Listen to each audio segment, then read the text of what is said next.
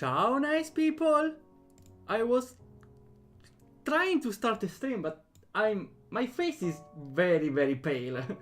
Something is wrong, and it's not with my warm-up. Doesn't matter, we are here again, on Katawa Shoujo. How it's going? We are finally back. How long was it? Too much, maybe. And hello, Fado! Nice to see you there. Yeah, I see. Back again on Katawa Shoujo. Unfortunately, last time I had to postpone because I had my birthday party, so... Well, I was with a bunch of friends, so... of course, I choose one priority over the other. No. Well, I have the birthday one time in the year, so... We can have Katawa Shoujo all the rest of the years. On the Sunday. I really forgot what were we doing. Where the hell are we? I forgot everything. Okay, so what were you doing last time? Last time we were talking with Lilly and Akira, and we were at the welcome party together with them and Himeko, yeah. Okay, so it's the next day apparently after we did the last time. That's a pretty big jump. The exams are still ongoing, and with the trimester end and the summer holiday, there will be plenty to keep me busy for a while. As I give a yawn and entered inside, my thoughts turn to what Lily will decide to set as the location of our weekend rendezvous. Oh yeah, we agreed on a date, right? Wait, I forgot, we agreed on a date. Yeah, I should play more often, but I should at least note down what we did last time. Yeah, good idea.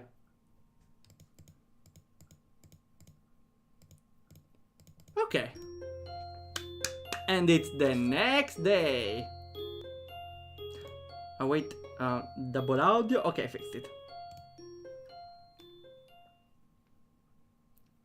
And of course, with Lily, we go to a very fancy... Well, this strikes me as a fancy restaurant.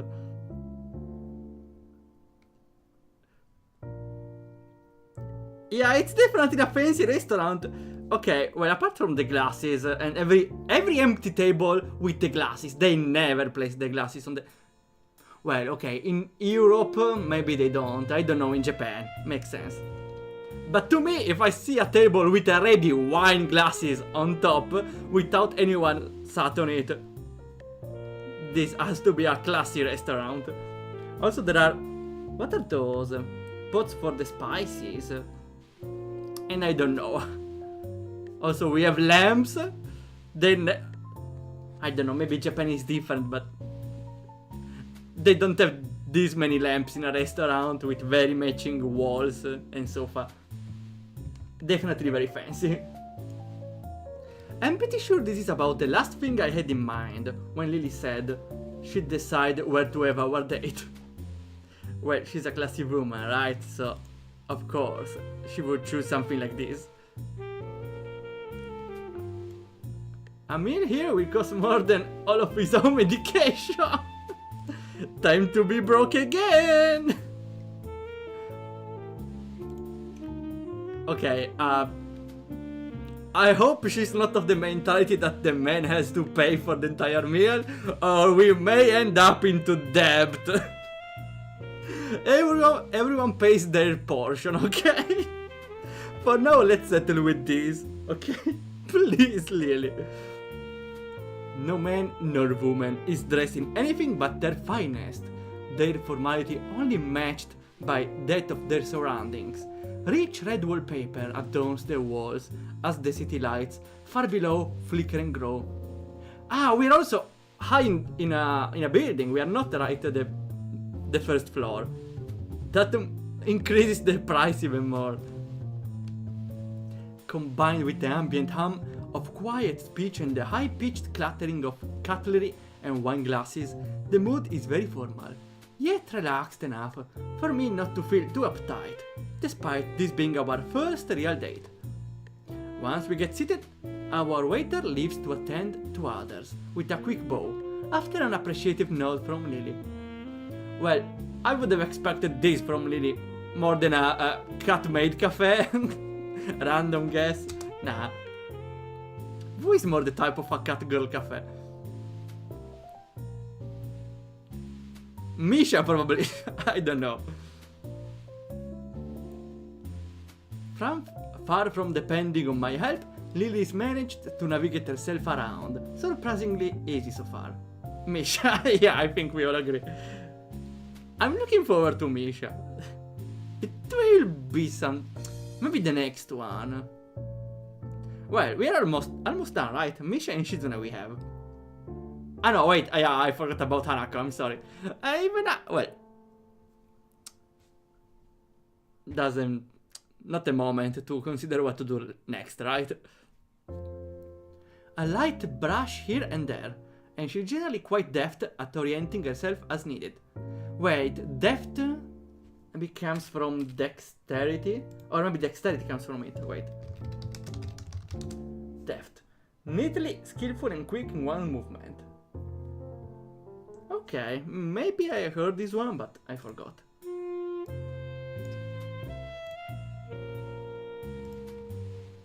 Oh, we get up, yeah, wait. This feels like a Japanese dress. Maybe it's only the colors. Oh, that's so adorable. My eyes look to Lily's. I can tell from her face that she's listening to her surroundings just as hard as I'm looking. Truth to be told, my eyes are lingering on her each time they sweep across the room. The red Cheongsam. Yeah, it's a Chinese dress. I don't know the name though. Cheongsam. It's a Chinese dress worn by women which takes inspiration from the Kids Chuang, an antique clothing of Manchu people. I don't know anything about it, but yeah, definitely Chinese. Probably for the colors. Should have dressed with Scottish clothes. Yeah, also she's Japanese Scottish, not Chinese Scottish. I would have understood if she was Chinese Scottish, but... Well, maybe she wants to highlight... I don't know, she wants to showcase a new dress, I don't know. Even her hair is done up, and the scent of perfume is just noticeable. Oh, on point, without being too strong. A perfect touch of perfume, I suppose, works. I'm not an expert though, at all. While my back suit might be a rental, I managed to select an appropriate one. It feels surprisingly comfortable, considering I've so rarely worn one, and fits the setting just as well as Lily's attire. I guess this is a new experience for both of us, huh? She turned somewhat sheepish. Lilly! Wait, Lilly is Lilly was not experienced the previous time, right? She turns somewhat sheepish. I've never come to a place such as this before, no. One hell of a first date, that's for sure. It's going to be pretty hard for me to top this. A small giggle. Even now, our nervousness is dissipating. Her hand skates along the center of the table until it touches the menu, which she takes in both hands and brings to her face. Oh, I don't think... I wonder if they have the Abrail menu. It's a high-class restaurant after all.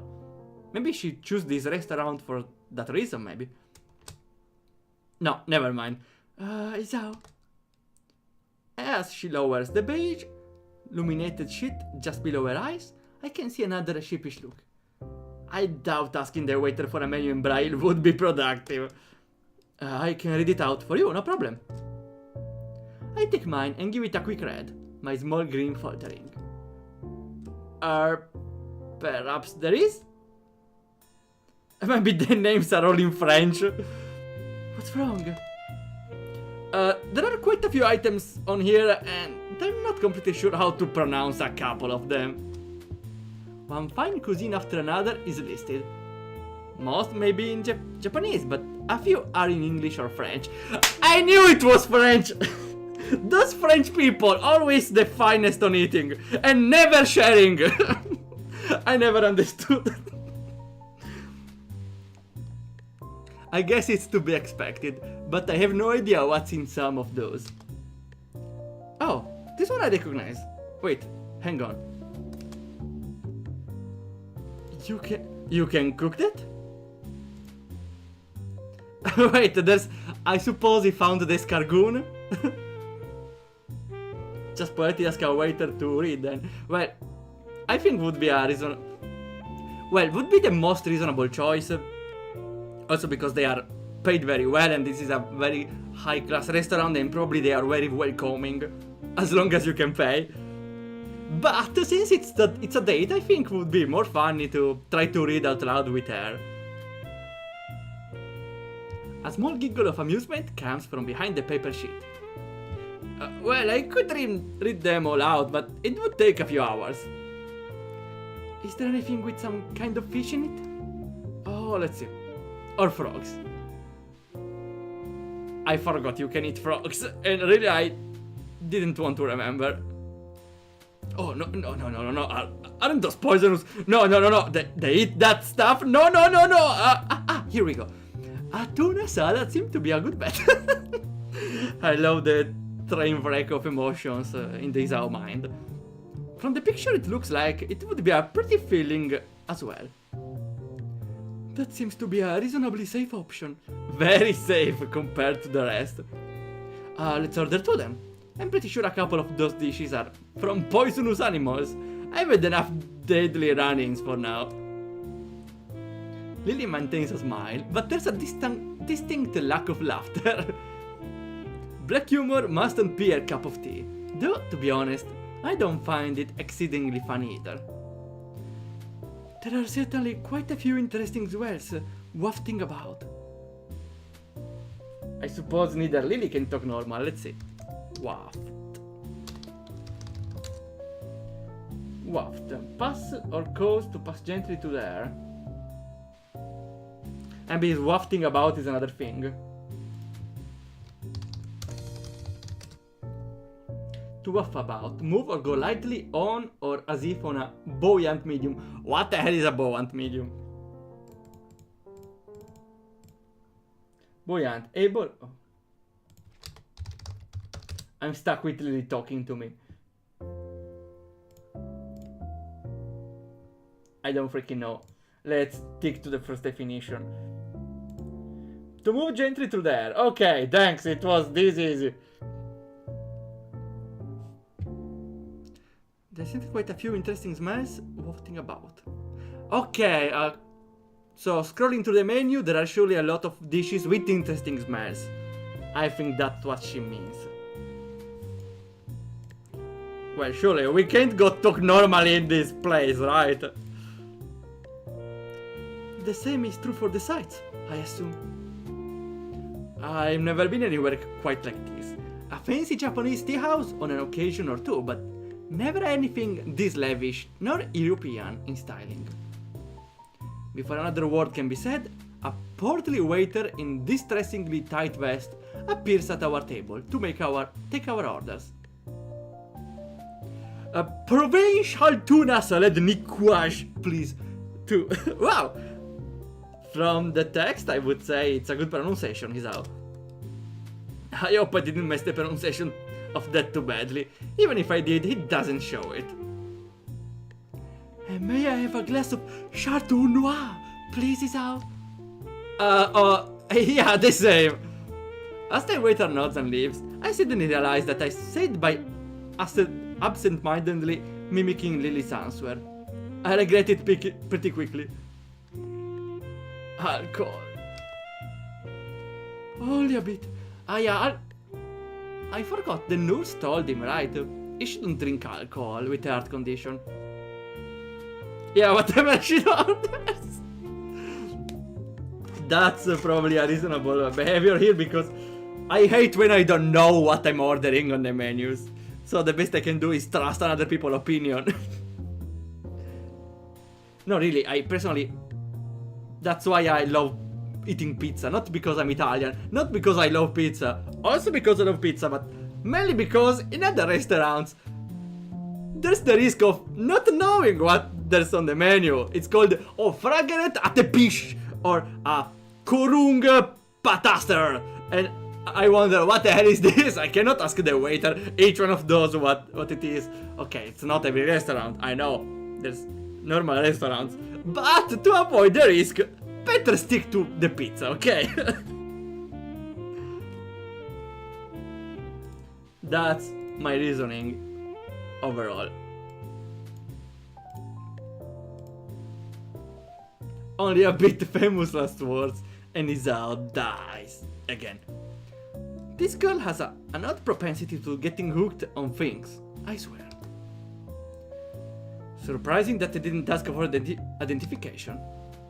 Then again, I guess we both do look mature for our ages. I'll have to take your word for it. I'll add that this isn't what I'd call the type of place to ask such things, though. Well, makes sense. If you can afford coming here, you're probably old enough. A kid can't really afford going here alone, right? Good point. Lily, are you saying I'm old? Hopefully she's not the kind of girl to be upset at that. Also, there's a age range.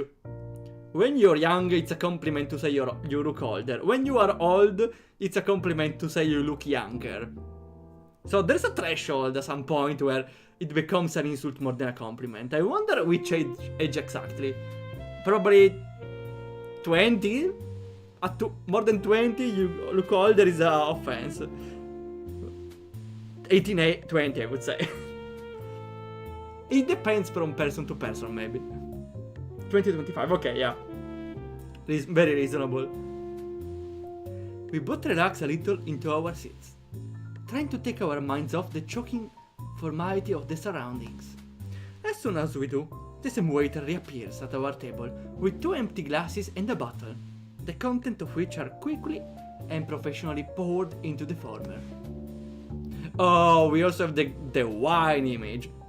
We both nod politely as he leaves, Lily taking her glass and gently moving it from side to side. The liquid inside glistens as it moves around in the glass, and I have to admit, it makes me a little less regretful for ordering the same. You shouldn't drink as much though.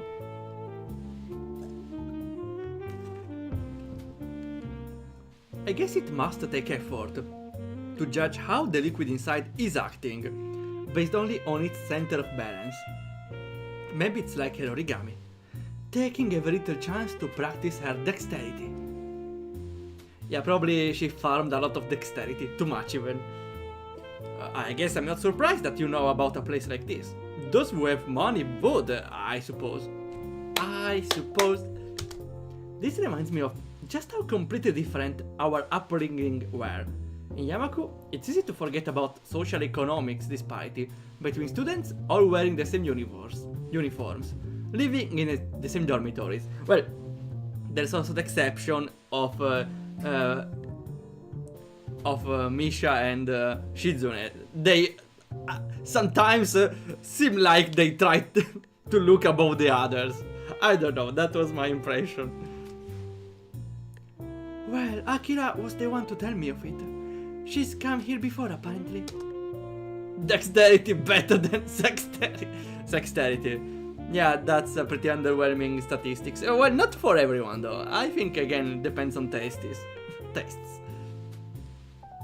So that's what they were conspiring about on Friday. And you chastised me for cheating? That's not cheating. It's simply making use of personal contacts. For what? Wait.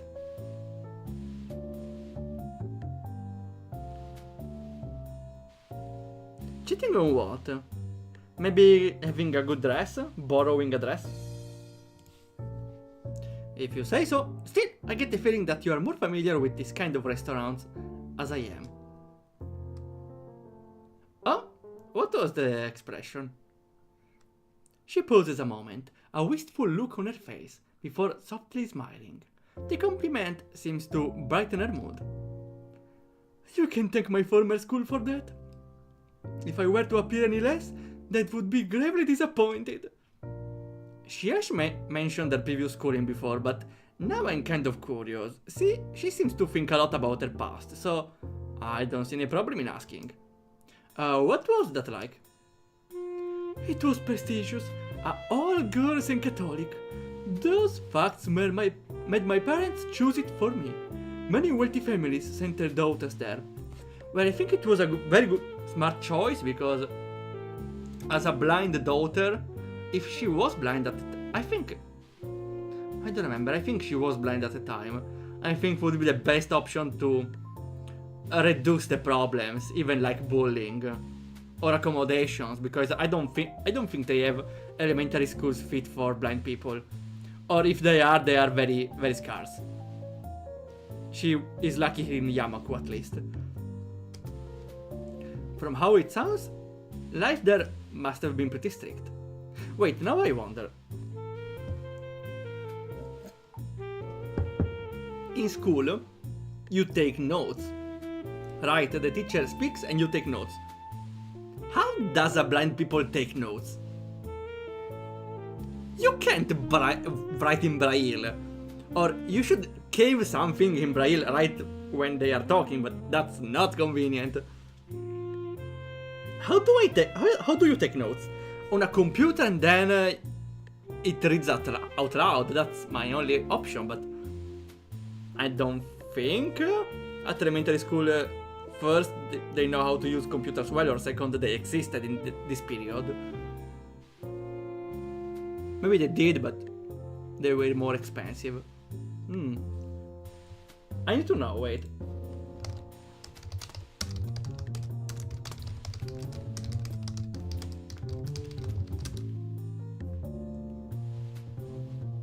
Work to manage the use of vision to identify... I don't know. Probably they record the lesson and they vision it again. Simply you don't. If I was blind, I would fail every school. Or I could at least hope to have some advantages since I would have been blind. But if I was blind, I would never remember anything that they would tell in class. I don't know. Well, I would have a different life. Notes are for the weak. Yeah, like me, I don't... Yeah, in a lot of my university... Well, some of my university classes, I didn't take notes or I barely took notes. And after the lessons, I rewatched the entire recordings twice the speed and took the notes again. That's how I prepared for the exams. Once I prepared an exam from scratch in 2 days from watching every single recording day and night. But I failed. Though it was a nice attempt. I was this close on passing only on 2 days of studying. This close! Though, yeah, never delayed to the last moment, I suppose. I wouldn't say it was a bad experience, but you're quite right. It was very strict. Thankfully, I managed to adapt well enough and make a number of friends. Unfortunately, the same can't be said for my sister. She found the atmosphere and religious aspect suffocating and ended up leaving for a job as soon as she was able to. I wonder... Well, okay, first of all, yeah, I can say her sister not fitting well, because she's not a typical school girl, we can say. Also, by the way she dresses, well, first of all, she wouldn't appreciate the forcing dresses of the school, right? We see she doesn't dress as a lady. And so, yeah, I would say she wouldn't be very happy about the school. And that reminds me about the reverse straps. Reverse straps in anime usually attract a lot of attention from girls. So I think if she continued going the Catholic female-only school, she could have a big followage of girls in love. I don't know. That usually happens in anime, right? When there's a new character, seemingly a man, hello, I'm your new classmates. And every girl, oh, he's so cute, or everything, I don't know. Then it's revealed she's a girl. I don't know, sometimes it happens in anime. All in anime. She's even barely a girl. Yeah, that's probably the reason. She gives a small, self-deprecating chuckle. I wouldn't complain about it though. Not many even hate the chance to go to such a school. Do you resent your parents for sending you there, then leaving? She gently shakes her head. My family is highly patriarchal. My father's business is always on his mind.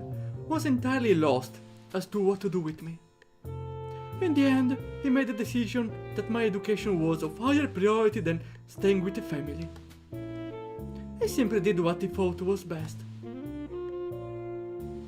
To say such things so easily. What an unbelievable girl. That said, I'm a little surprised she doesn't think her blindness plays any part. Though maybe I'm being too harsh on her family. You're too kind-hearted. You know that. Huh?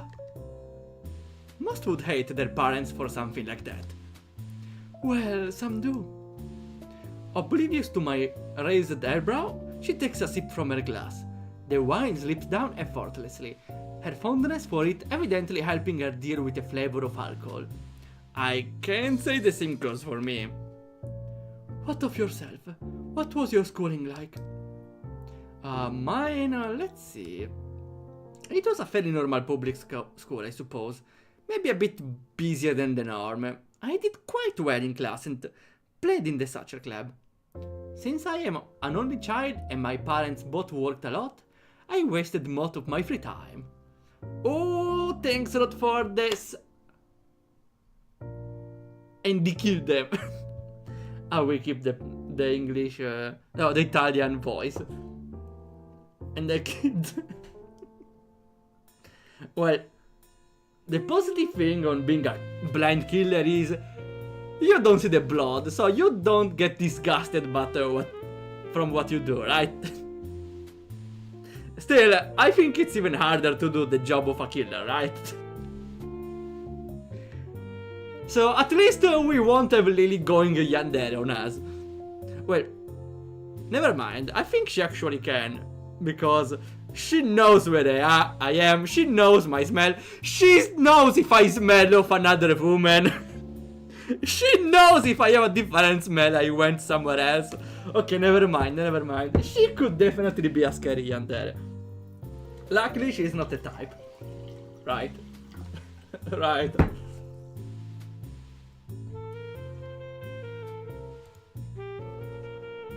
Also, here, Isao says soccer instead of football because soccer is a United Kingdom term, so he's trying to impress her by using United Kingdom terms, maybe.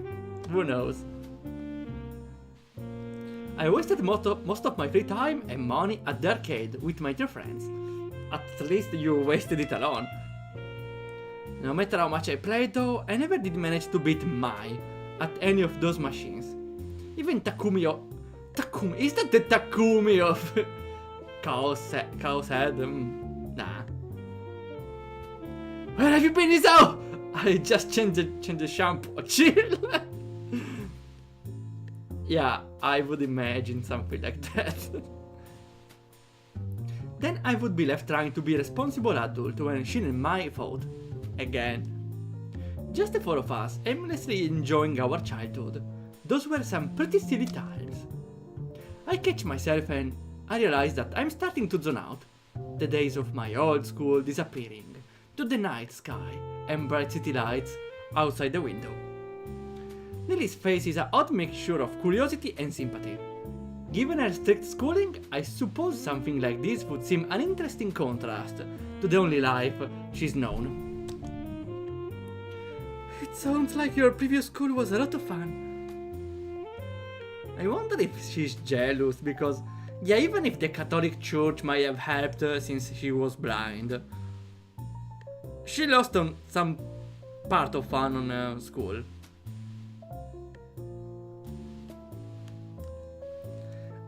I'm not really sure how much of it is nostalgia, but there are some nice memories. That in the past though, I can't go back there now, but through my accident I found a new life I'd never have imagined leading. The peace and calm of Yamaku, and a new direction of my future in science.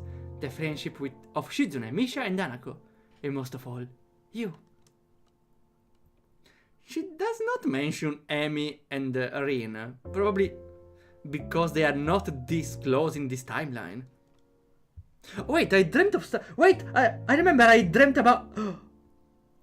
I made a dream about a Katawa Shoujo. I dreamt that, like, only 3 girls survived. Like, there was a twist in the story where suddenly half of the cast dies. And the truth about the game is not a dating sim or what it is. It's a horror game. No, not a horror game, more like a... I wouldn't say like Doki Doki, but it does a twist.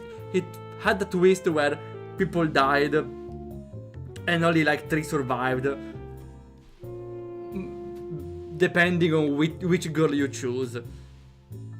And I was worried, oh no, I spoiled Katawa Shoujo. Now I ruined my streams. No, luckily or unfortunately, it's not the case. I would say luckily. Those girls don't deserve to die. None of them.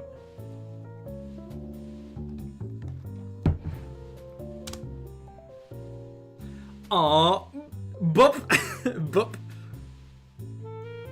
She gives a deep, genuine smile as she moves her hands towards me. Her fingers just lightly searching out my face before softly caressing my cheek. Her hand reluctantly retreats after a second of warm silence, as we notice the waiter arriving with our meals. The waiter, what the hell are you doing there? Lilly does a deft job of covering her condition, except for the fact that her nod to him is slightly misaligned due to his silence. She really seems to work hard at appearing as normal as possible in public. While I noticed it long ago, I still quite gauge whether it's a want to not be treated differently, a slight sense of vanity or some mixture of both. A gauge. I usually hear the word gauge only when I thought about a bar that's filling or emptying. Maybe gauge can use to as a bar metaphor, like it's one side or the other. Gauge is a way to trying to understand. That's what I get from the word. The dish served... Wait, what is it? We need to see. What the hell is this? Okay, it's egg, some tomatoes maybe, and salad, and what is that? Mushrooms probably. I'm not sure it's tomato. What is the dish? Are we going here paying thousands of dollars or well, something short of that to get a dish where someone boiled an egg, cut a tomato, and took out a salad? Really? What is this? Are those very expensive mushrooms? I don't get it. I don't get it. It's not even mixed together, it's just random stuff together. Well, okay, that's what a poke is, but... I don't know. I wouldn't call it very high restaurant stuff. Should be tuna. Yeah. There's some parts that might be. I can't really tell though. It was tuna. I forgot about the detail. Yeah, but coming to a very expensive restaurant to get some salad feels kinda a waste of money for me. It's like going to McDonald's for salad. For other reasons though.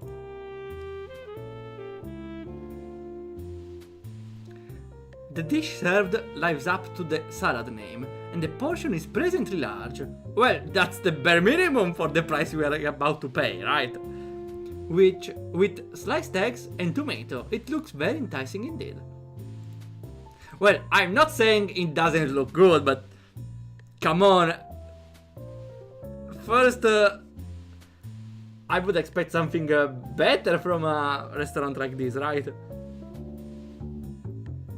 I don't know. Because he did a very fancy name, and you bring me some tomatoes, egg, tuna, and salad. Well, that's probably why I'm never going to a fancy restaurant. I don't care. Lily takes her knife in one hand and fork in the other, quickly getting to work on the dish as I do. It's later than when we usually have dinner, so we are both eager to dig in. My cautious skewering of leaves and vaguely meat-like squares with my fork is matched by Lily's silent and measured prodding and chewing. An occasional tap around the side of a piece of the food to work out its edges is the only giveaway to her lack of sight. I'm done with my meal in little time, Lily taking the last few bites as I sit observing her. Finished this out? Oh yeah, it was pretty nice. That much is very true. I never thought a simple salad could be so tasty and filling. And expensive. But then again, I suppose that's why it costs so much to eat here. Content with my appraisal, and evidently agreeing, Lily gives a small nod. You know, given that you're part foreign, exotic looking and quite pretty, I'm surprised that nobody's ever confessed to you before. You're assuming nobody did? Ah well, of course. The simple statement takes me off guard.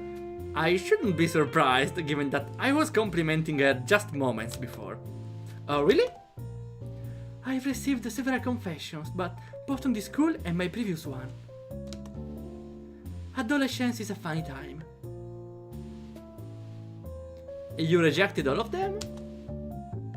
She's kinda talking as if she's above it herself. Huh, how easily you say such a thing. Lily looks surprised for a moment before playful smirk covers her face. Is that jealousy? What? No, it isn't. You're a bad liar, Isao. Oh no, she can also tell if something is a lie. Without leaking my sweat. Wow, that's a pretty strong superpower. Returning to Yandere Lily. How was the work today? Where were you today? I was at work. Later than usual. You are lying, Isao! What's this smell? Which woman are you betraying me with? Ah! I don't know. Hopefully it doesn't happen. You should take that into account. Then again, I do appreciate how sincere you are. Even if you don't intend to be sometimes. I think your honesty will always serve you well when dealing with others. I clear my throat in mock disapproval of this whole business and try to steer the conversation. To tell the truth though, I do prefer solitude to being surrounded by others. Same. I don't think I could maintain a social circle like you do. Same. She contemplates this for a moment. Yeah, because I love the para server since there's a lot of different and good people there. But if the para server was a real place, I would probably skip a lot of times to go to avoid going there because social people around. No thanks. Maybe the dream para server in person would be there's a room where everyone has a computer and does their stuff, and sometimes they say something fun. So not like a social gathering, more like a friendly workplace where everyone develops the game. Not some place with a sofa, a TV, we talk, we laugh. No thanks. Even in good company, I'm not built for that kind of things. I would prefer a good room with everyone on the computer developing the game, talking around, asking for tips. Hey, how do I have 5,000 switches? Or RPG Maker is full of bugs, I need some help, I don't know. Or just saying, oh yeah, I fixed the bug, and everyone, oh good job, and then returning to developing. I would love a timeline where this is a thing.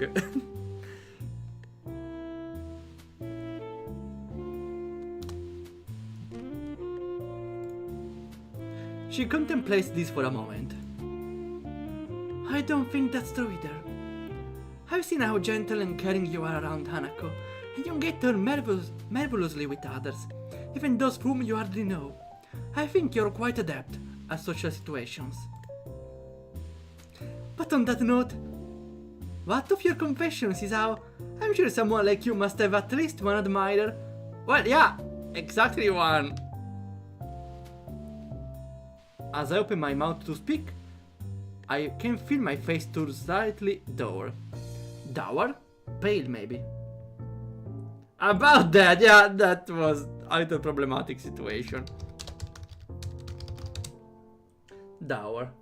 Gloomy, okay. Not pale, gloomy. At times like this, I secretly appreciate the fact that she can't see my expressions. Just one. Her name was Iwanako. It was when she confessed to me that I had my heart attack. There in the woods, during winter. Lily finds herself speechless, not expecting for the topic to move into such an area. My condition has always been something of a concern for her, something that I strive to minimize, despite my body's best efforts to the contrary. Afterwards, she visited me for a while when I was in the hospital. For weeks, she came and talked. It was usually just small talk or classroom gossip, but that was enough. But eventually, she just stopped coming. She was here every day, then every other day, then once a week, then finally, one day, she stopped visiting entirely. Did you ever see her again? Wrapped in my own little world, I shake my head before remembering the futility of the gesture. Mention the letter or drop the subject? Well, I think the best recipe for a healthy relationship is to be open about everything. Here it's not really he's hiding the fact there's a letter, he just avoids the subject, but I think it's nice to be clear about everything. But maybe some things are... Well, usually some things are not best told at the start, like first date. Hey, yeah, good date, yeah, we should see each other often. Yeah, but you need to know, I had 400 girlfriends before you. Is that fine with you? It's something you shouldn't hide, but maybe it's not the best to say it the first date. Also, we need to consider she cannot even discover the letter, right? She cannot read the letter. But yeah, I want to be honest with her. The memory of that single letter Iwanako sent me comes back to my mind. I never saw her again, but after I was sent to Yamako, she wrote me one letter. Lily's face shows an expression I know well. I've piqued her interest. I would be slightly offended that it's simply a matter of curiosity for her, but she'd never been very good at masking her reactions. In hindsight, it really didn't say much. What was going in my old class, how she was faring, and almost as an afterthought, that it was probably best for both of us that we don't see each other again. After reading it, I ended up reassessing a lot of things I thought had managed to work out. For the most part, that letter reminded me that the world around me was still moving, and just how much I'd become isolated from it. And I guess it also reminded me of what I'd lost. She gives the information some thought, before her face lights up in realization. No doubt she's worked out that it was this letter which had contributed to my angst during the launch of the rooftop. Yeah, there wasn't one moment where he was worried, right? It's a rare sight to see Lily quite lost for words. Her entire persona is a little deflated from her earlier rapt interest. As charismatic as she is, in the end, that isn't any replacement for life nor relationship experience. Perhaps It is better she sent it than not. How's that? It can be difficult to work out how best to communicate with those you haven't met in a long time. Oh, hello Zoro! Persona! Yeah, good way to enter. Yeah, I was considering that again. I was thinking about it again, but I don't know how to reference it since I never played one.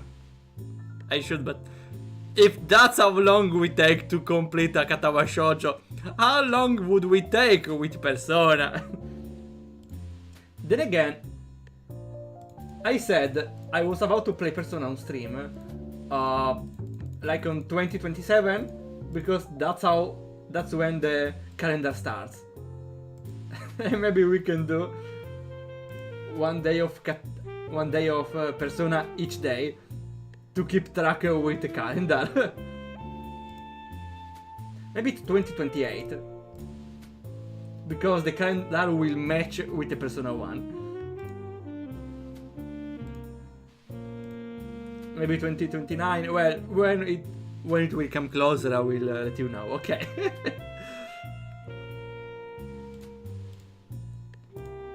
I lost my streaming. Okay, here. We didn't do anything actually. We are here with on a date with Lilly on a very fancy restaurant, eating salad. That's what we did for the last hour. For the last 40 minutes actually.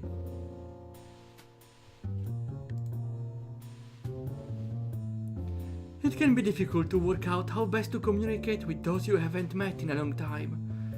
All the more so considering your separate situations. Instead of doing what was easiest, she built up the courage to talk to you one last time. Not only for her sake, but from how it sounds, for yours as well.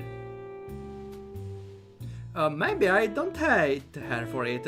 Not that I really ever did, but I don't know.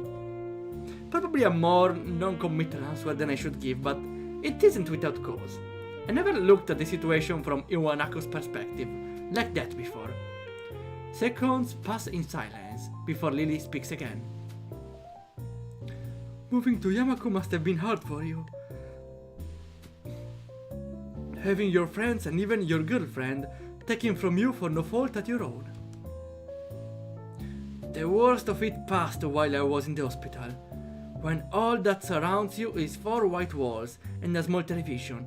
Your mind takes on a life of its own. It's like my old school, I guess. I just try not to dwell on what's happened and keep thinking ahead. All that reminiscing does is get me down, and it's largely thanks to you that it feels like things are finally getting back on track. That's pleasing to hear, Isao. She lowers her face slightly, her expression pensive. I guess I went too far and embarrassed her. No, doesn't need to be embarrassed. Also, we are alone. At most, she's embarrassed in front of me. I suppose you went through something a bit like... Oh no, a mosquito. A big... give me a second. It's on the side of the screen. I hear the racket. I don't care about the green screen. Stop there, little pest! No! Yeah! Oh, maybe? Maybe I got... Oh no. I think I may have got it.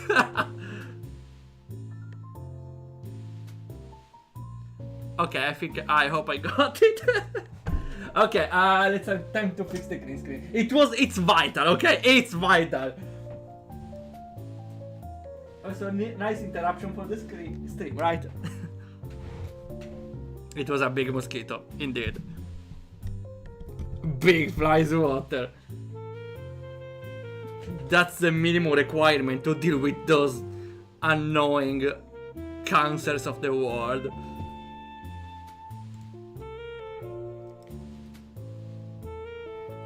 Okay.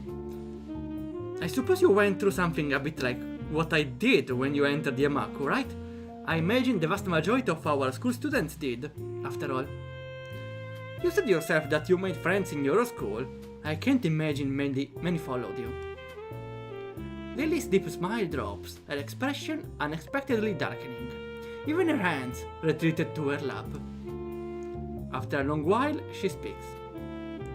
Isao, can you promise not to tell anyone else what I'm about to... I promise! Not even waiting. She looks slightly taken aback by my serious tone, but then relents and smiles weakly before continuing. Yeah, he will not tell anyone. Unfortunately, we are streaming, so everyone will know. I'm sorry, Lilly. I'm not actually blind, this how. It's to get money from the state. That's why I'm rich. I'm faking my blindness. When I moved to Yamaku, I did regret losing the friends I'd had at my other school. But there was one person whom I most regretted not seeing again. He was the reason I took up English as a future career. He? Considering she came from an all-girls school, that can't have been a schoolmate then. I rejected the confession I'd received until then for him.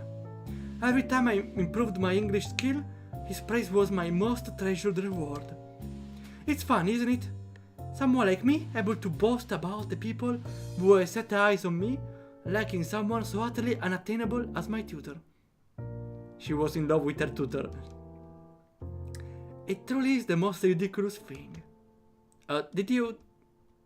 She quickly shakes her head from side to side. I couldn't. Even then I knew it was impossible. A silence reigns over both of us. This does seem to explain her hardened focus on her future in teaching English, but I can't help thinking of her confession to me. She lost him without even letting her feelings be known. Did she somehow fear that would happen again, but with me? I don't really know what to make of it.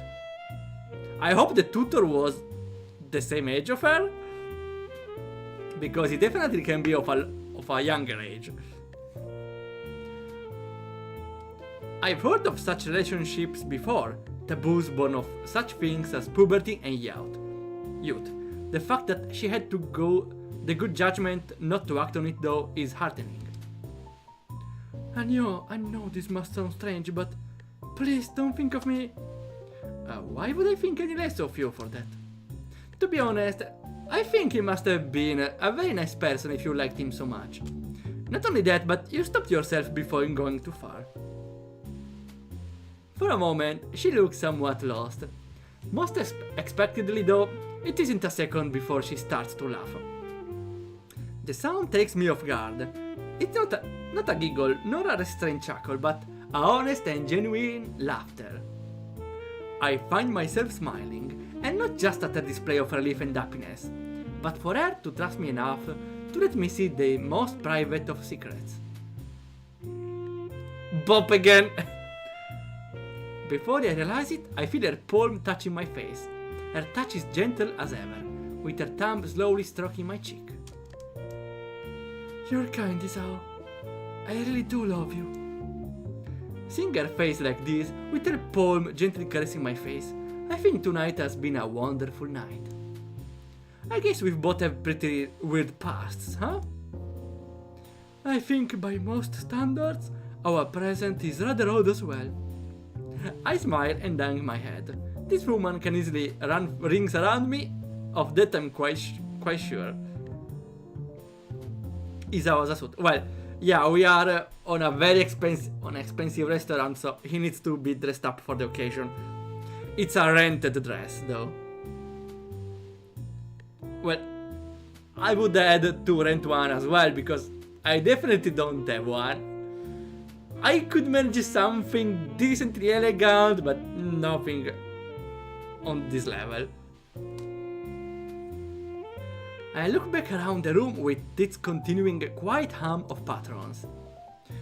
This place probably fits onto the odd category too. It is a tad overbearing. That's one word for it, yeah. I have one, but I haven't worn it in years. I think I won it for one of my friends' wedding. Yeah, one of my friends married. At my age, not feeling pressure in the slightest. I I may start to have heart attacks from thinking about it. Nah, I'm kidding. For now. I catch the eye of a scoring waiter. A short, scrawny guy no older than 20. It kind of reminds me of Kenji. What if it's Kenji? Though, unlike him, the waiter isn't dressed for winter during midsummer. After a cart bow and an offer to remove our plates, Lilly asks for the bill politely and softly. With expert coordination, he maneuvers around the tables, our plates in hand, to retrieve our bill. In no time, he reappears through the doors, smartly handing our bill to Lilly. He understood that she is the rich woman. Who promptly hands it to me, causing him to raise an eyebrow. Ah, yeah. Yeah, because Lilly asked for it, so that's weird. As I read the small computer-printed leaflet, the cost is considerably more than I expected for 2 plates of salad. Oh, okay, tuna salad. For 2 plates of tuna salad! Where do you fish the tuna salad? On the Antarctic? How do you procure that expensive tuna? I don't know.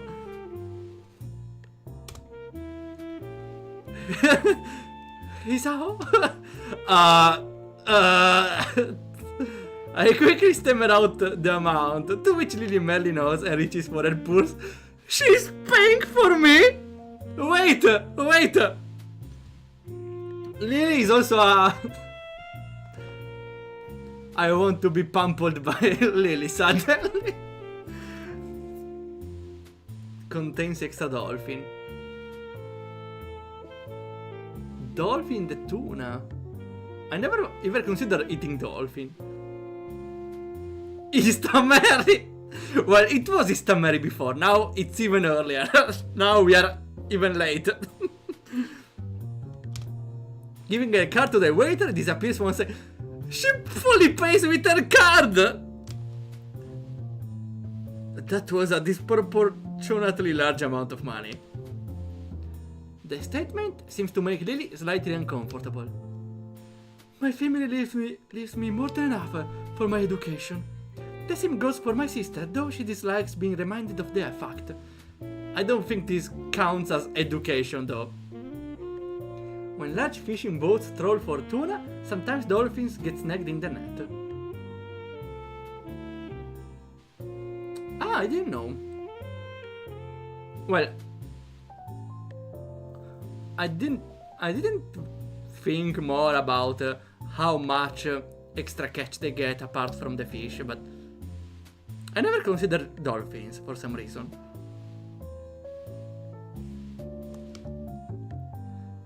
That said, I too dislike throwing money about, but this is one time I think I can make an exception. Just for you. You know, okay. We entered the argument.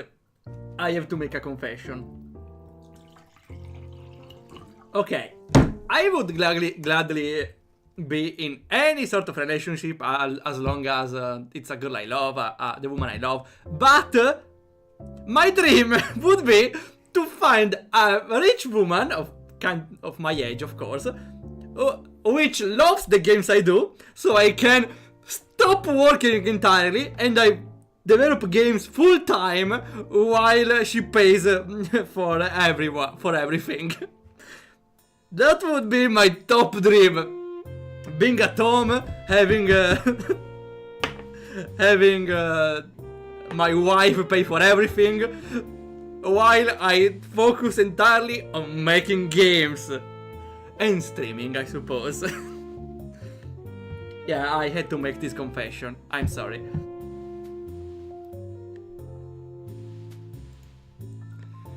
Not only did you choose our date, but you paid for both of us as well. I take the bridge of my nose in my fingers. I can't believe how high you set the bar for our next date. She gives a small giggle. The Rocky Bro race! I stand my ground. I'll be looking forward to it, Isao. The waiter reappears beside us, as if by magic, and hands Lilly's card back to her. Evidently picking up on her lack of sight, he places the card in her hand with an extra, perhaps unneeded, amount of firmness to make sure of her grip. Leaving, he exercises a measure of diplomacy by keeping a neutral face, despite my own expression. Clapping my hands together, I stand up from my seat, in order to bring an end to our night out. Shall we be off then, my lady? 1 hour seemed of a date, but it never felt boring. I enjoyed it a lot. As long as I don't pay. Yeah! I snap upwards out of my sheets and sit bolt upright in bed. What is it, a nightmare? Yandere, Lily? Or maybe you dreamt of having to pay the bill. As if an electric shock had just run through my entire body. The night air feels cold against the sweat of my bare skin, my breathing short and ragged, nearly to the point of hyperventilation. Mind racing. I bring my hand to my head in an attempt to soothe my body's panicked state. Yeah, it sometimes happens to... well, sometimes. Like, once every year No, even twice a year, I don't know. I wake up like from a nightmare, but... without Oh. No, it's different. I feel like I'm about to go to sleep and then suddenly I jump up as there was something scary. Like once a year it happens. Very uncommon. Like I was about to make a nightmare, but I got scared even before it started. It takes a number of seconds to realize my hand is shaking violently, even as I press it against my face. More seconds pass in complete silence. My desperate attempt to subdue my body and mind slowly, thankfully working. Gathering myself, I start thinking measure of the state I'm in. Japan.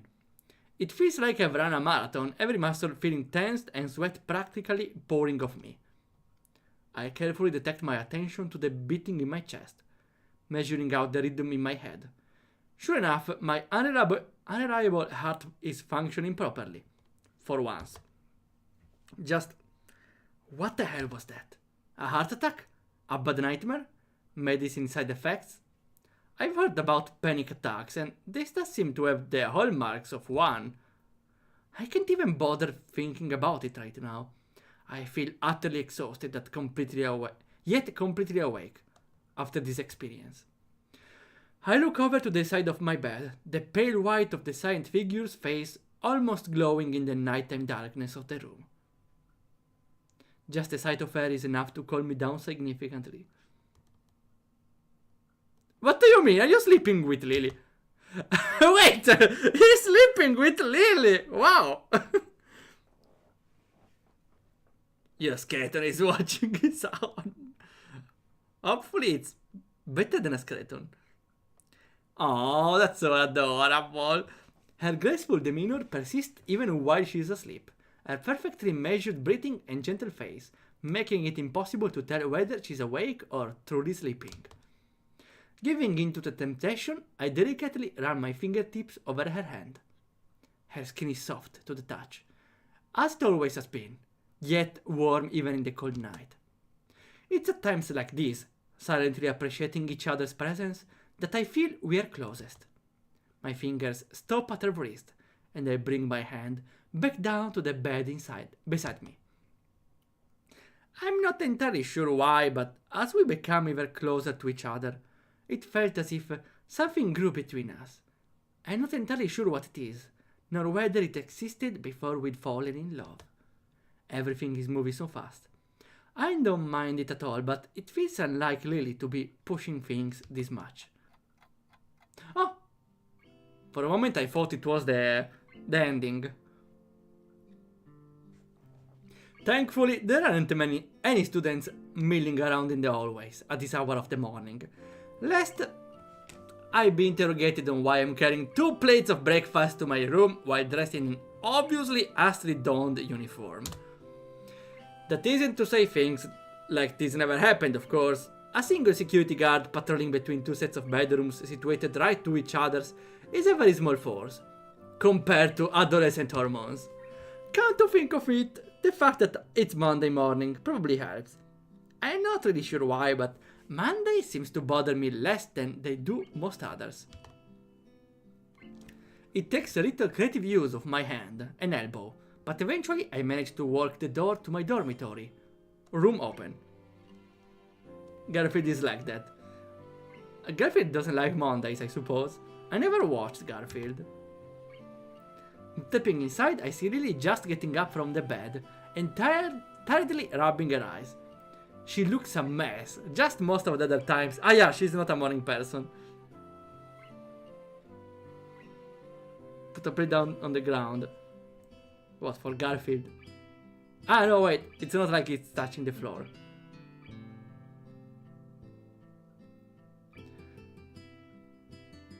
Wait, I don't get it. It's not to hide it from Lily, right, at the plate. She really isn't a morning person. Sorry, didn't mean to wake you up. She groggily shakes her head. Ah, I tried to open the door, yeah. Well, I never considered it because I do the same, actually. All the time. Well, when I eat alone, yeah, usually I take one plate, but sometimes it's two, like there's or the water or two plates. I bring two plates to my door. I never think about placing the plates on the ground, even if the ground is clean. I just put one dish on the elbow and I open my hand with the other one. With the other hand, or just with my elbow. I never even once placed the dish on the ground. Never. So that's probably why I didn't understand. She groggily shakes her head. The morning light illuminating her makes for a very pleasant sight. It's okay, I needed to get up anyway. What time is it? I put my plate down on my desk and turn the clock around to check the time. I'm wondering, is she wearing something below? Is this some sort of beige, very, very whitish sort of jeans? Or it's just her thighs, which are pretty big, honestly. I think it's a dress, because it's not the right shape, right? Trust me, I'm an expert. Well, I don't know, honestly. I put my plate down on the desk and turn the clock around to check the time. Just under. Okay, yeah. Wait. Well, yeah, after all, the color is the same of the skin, though. Yeah. Also, because now I see she has some sort of jeans here. A very short one, though. Okay, now it makes sense. Still early, don't worry, there's plenty of time left before school. She sits on the side of the bed and begins to sniff the air. As she does so, I quickly move the plate away and put it on the desk beside mine. Yeah, I got us some breakfast. Shower and clothes come first, though. Oh, a random kiss. She stands still for a moment with her chin pointed slightly out. I gladly acquiesce and press my lips to hers, savoring the soft feeling before breaking off. With a small, sweet smile, apparently quite satisfied, she slowly makes her way to the showers. I stretch to try and wake myself up a little. Wait. This is the male showers. Oh no, please don't be anyone there. Wait, she's still sleepy. She might not understand. No. I hope it doesn't happen. The worst one. Oh no. What happens if she meets Kenji? Oh no. Oh no. Oh no. Briefly looking at the steaming dishes on the desk, Rice, fish, miso soup, and some vegetables. A standard breakfast for a somewhat unusual day. I grab the bottles from my desk and start taking my daily regimen of pills. Sometimes I wonder what those things are even good for, given all the troubles I've had since the initial accident. I can't even say that it doesn't hurt to take them, considering the side effects so far. Whatever, doctor's orders that I have to take them. And rationality suggests that I would be very well served to trust his judgment over mine. It doesn't take long for the noise of the shower to cease. A quick one apparently, being fine for Lilly given the circumstances. Emerging from the bathroom, no problems, nice. She looks significantly more awake, having had the chance to collect herself. Without a word, I gently take her hand in mine and guide her to my desk. Considering I don't have a table in my room as she does, it will have to do. Thank you, Isao. What did you prepare for breakfast? Just rice and some vegetables. Something fast. Not a semi though. Her face lights up at the revelation. That's quite a breakfast. This is normal for you? No, she's just being nice. I have little doubt, considering her past, that this isn't exactly a high-class meal by her standards. Breakfast is the most important meal of the day. Just because we are students doesn't mean we can take it lightly. That's right. That's why now, even if I wake up at... well... after a reasonable hour, I still do my breakfast before eating lunch, okay?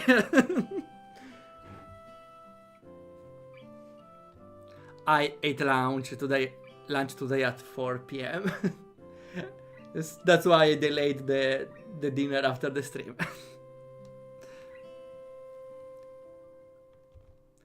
That's my belief anyway. From what others I've talked to have said, I might be in the minority. I take a seat on the side of my bed and begin eating together with Lilly, her chopsticks lightly tapping the outlines of the vegetables, just as I'd noticed her do during our date. This is quite nice, Isao. I had no idea you could cook this well. This time she is much more genuine. I can tell that much. That said, cooking really isn't anything special at all. After a bit of practice, it's very easy to make a simple dish. Most of the credit goes to the modern technology. Still, after years of cooking for myself, I should hope so. I got bored of eating instant noodles and ordering pizza. I never get bored of eating instant noodles, okay?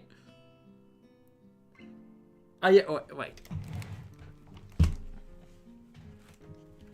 I'm stuck. Help. Okay. I lost them here. I have my... Okay. I took my dinner for tomorrow. Instant noodles. I didn't eat them like from 1 month, so I'm kinda savoring them.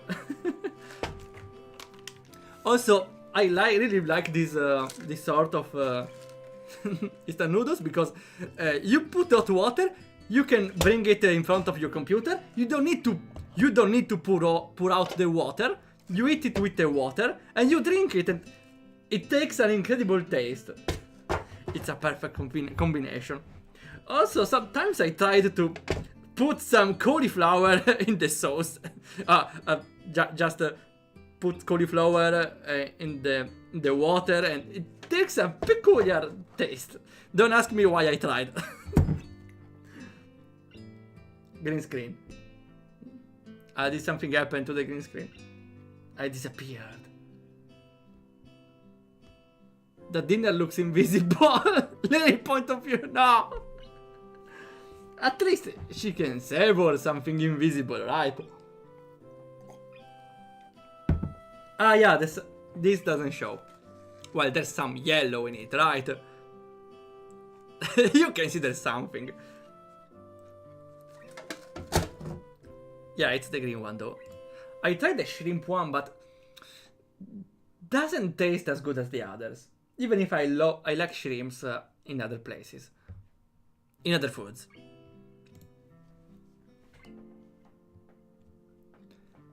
Ordering pizza. Well, ordering pizza... I never order pizza alone, though. I do it with my friends, but pizza is... Well, I prefer to save some money where I can, okay? The instant noodles are only €1, so it's a big deal. It's a big offer. It's very convenient. I taught myself how to make a few meals. I'm still trying to get the knack of it, though. You'll make a good wife someday, so... Wait! Are the roles getting reversed? Lily paid for the entire meal, and I'm the good one at cooking? Thanks, Lily. Thanks, Lily. Now we know who is wearing the pants of the relationship here. Lily, uno revesca. I take a grain of rice and place it on my thumb, before carefully taking aim and giving it a good flick. Lily jumps a little as it hits her cheek, right on the target. I can't help chuckling a little at her expense, as she lowers her brow and tries her best to assume a harsh and serious expression. Oh, that's right. What is it? Did you have any problem sleeping last night? You seemed restless. So she was awake back then, or at least partially so. Whether it was my heart or a nightmare caused by the side effect of my medicine, the last thing I want is for her to be worrying about me, even more. Even before my relationship with Lily, I felt my body was a drag on everything I did. My body is ready. My body is my burden alone. So as long as I'm with her, I continue to act as normally as possible. No, not particularly. Is that so? Good then. Luckily, she seems to have me at my word. Come to think of it, there was something else I wanted to ask. Oh? How should I put it? When you dream, do you see people and objects? Yeah. Do people not see people in dreams? Again, I just tonight dreamed about Katawa Shoujo, where half of the girls died and it took a dark atmosphere, the game, based on the route you took. Yeah, of course I... Ah, right, Lily does... Lily doesn't. She doesn't know how people are. What does Lily dream? Did we have this conversation before? What do blind people dream of? Probably words, emotions, feelings. I feel more than a little sheepish for that slip of the tongue. However earnest it may be, Lily looks unperturbed though. But you don't taste, feel, nor smell things?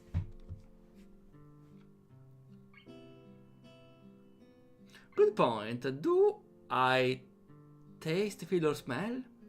I don't think so. Maybe feel. Not... Yeah, sometimes I feel. But usually it's when I wake up. Like... I don't know. Sometimes I wake up or slightly wake up from a dream while having the hand on something. And slowly when I'm dreaming I still feel the hand placed on a... I don't know, I feel the hand on some... Was it... what was it? Okay, don't take me wrong, I was dreaming of hugging a wife. Hugging a wife. And I kinda felt the feeling on my hand even after I woke up. For a while I was on the confused situation. So I could argue I can feel, I can taste things, but only when it's the end of the dream. I don't know, that's pretty weird. I don't think I ever smell or taste stuff in dreams. Who hasn't done? Okay, yeah, I was worried of sounding weird. I don't remember which wife, or maybe Yanfi from Genshin Impact. I moved to answer, but find myself stuck before thinking about it. The more I mull it over, the more I realize that her hypothesis is correct. That's true, I guess. never looked at it in that way. Are you saying that you do?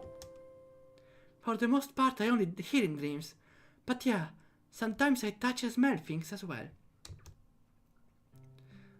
Though I never hear people talking in dreams, I sometimes hear a single, or I perceive a single word. I'm not even sure I hear it. It's more like my brain thinks he heard something. I don't think I hear a lot of words, more like concepts. When I hear words, they don't make any sense. Well, read or hear words. I remember when someone, in the very rare occasions when I hear someone talking and I try to understand what they are saying, my brain feels like, oh yeah, I'm understanding what they are saying, but I don't know what they are saying. That's a weird feeling. Well, dreams are, by definition, a weird feeling. I'm just asking since Akira thought it very strange that I did when I brought it up with her. If you don't either, maybe it's due to my blindness. Would make sense. You rely on your senses more than me. Maybe that affects your dreams as well. The wonders of the human body, I guess. The mind. For the rest of the time before school, we quietly eat the hearty breakfast in front of us, exchanging a few small pieces of small talk as we do.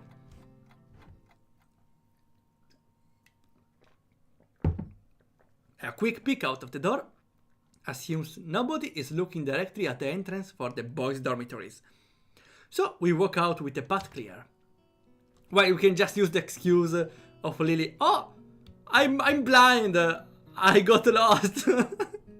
And I entered a random bedroom, thinking it was mine.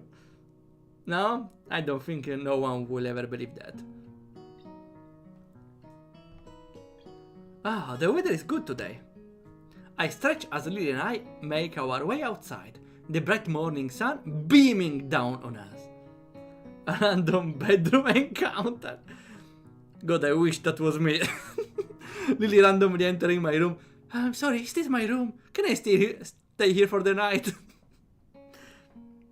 I would give her another bed though. Well, I don't think in dormitories they have the luxury to have another bed. I would sleep on the couch or the ground, whatever though. Except Rin, she's more of a roaming encounter. Yeah, specifically on that moment on Emmy's route. Really, that's the 45th time that you entered the wrong bedroom. Tonight. Only tonight. Like the legendary in second gen. Lilly is some sort of legendary after all. I stretch. Okay. By now, a few students can be seen doing the same, making their way to the main school building, either from the dorms or through the main gate. It does feel nice and warm. Our hands linked and hair cane tapping the ground. We begin in earnest our trip to the school building and join the chatting throngs of students around us. This would be the last day of exams, no? Yeah, how are you going in them?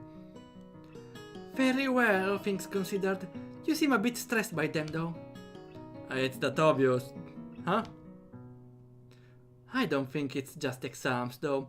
A lot of stuff has been happening in a short amount of time. And I'm not doing that well on the humanities subject. You're doing well in science though, aren't you? Well, it would be hard not to do well in science for me.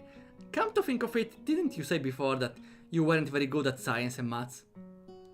Hisao, you can teach her and become her new tutor! So you can overwrite her previous love. She suddenly looks very sheepish. My remark no doubt hitting home. Lilly's sense of pride really can be a double-edged sword. Well, aside from that, have you ever given thought to what you might do with that ability? Seems a pity to waste it. That's why I'm making games, because I liked programming, even if the professor sucked. A bit mostly at Mutu's prompting. In any case, I'll probably end up doing science as a career in some form. That's good to hear, Isao. Bunk! As we enter the gardens, I suddenly receive an unsolicited pat on the back. It's still her, or... Oh no, it's Kenji. The green-dressed culprit dances around to meet me, evidently not paying any heed to Lilly at my side. Hey man, what's up? Haven't seen you in a while. Hey, just been busy lately with exams and stuff. Practically had no time to myself. Maybe this is a bit like how Yuko feels. Yeah, I felt like something was wrong, right?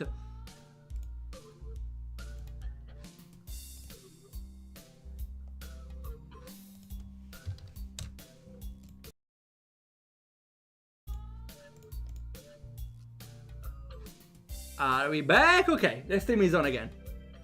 Luckily those shortages are short. I still don't know when. Because we made a new contract with Telecom. Oh no, we finally made a new contract. Wait, we have big news. We made a new contract with another company. Was it... Well, it's not Vodafone. That's the important part. But they still didn't switch the line. We have the Wi-Fi, but not the cable. They still need to switch. So one day, suddenly I will stop having the internet and I need to change my cables. I hope it doesn't happen during a stream. Big news though, big news. Also now the modem is in my room. And moving cables, I don't think we'll be easy.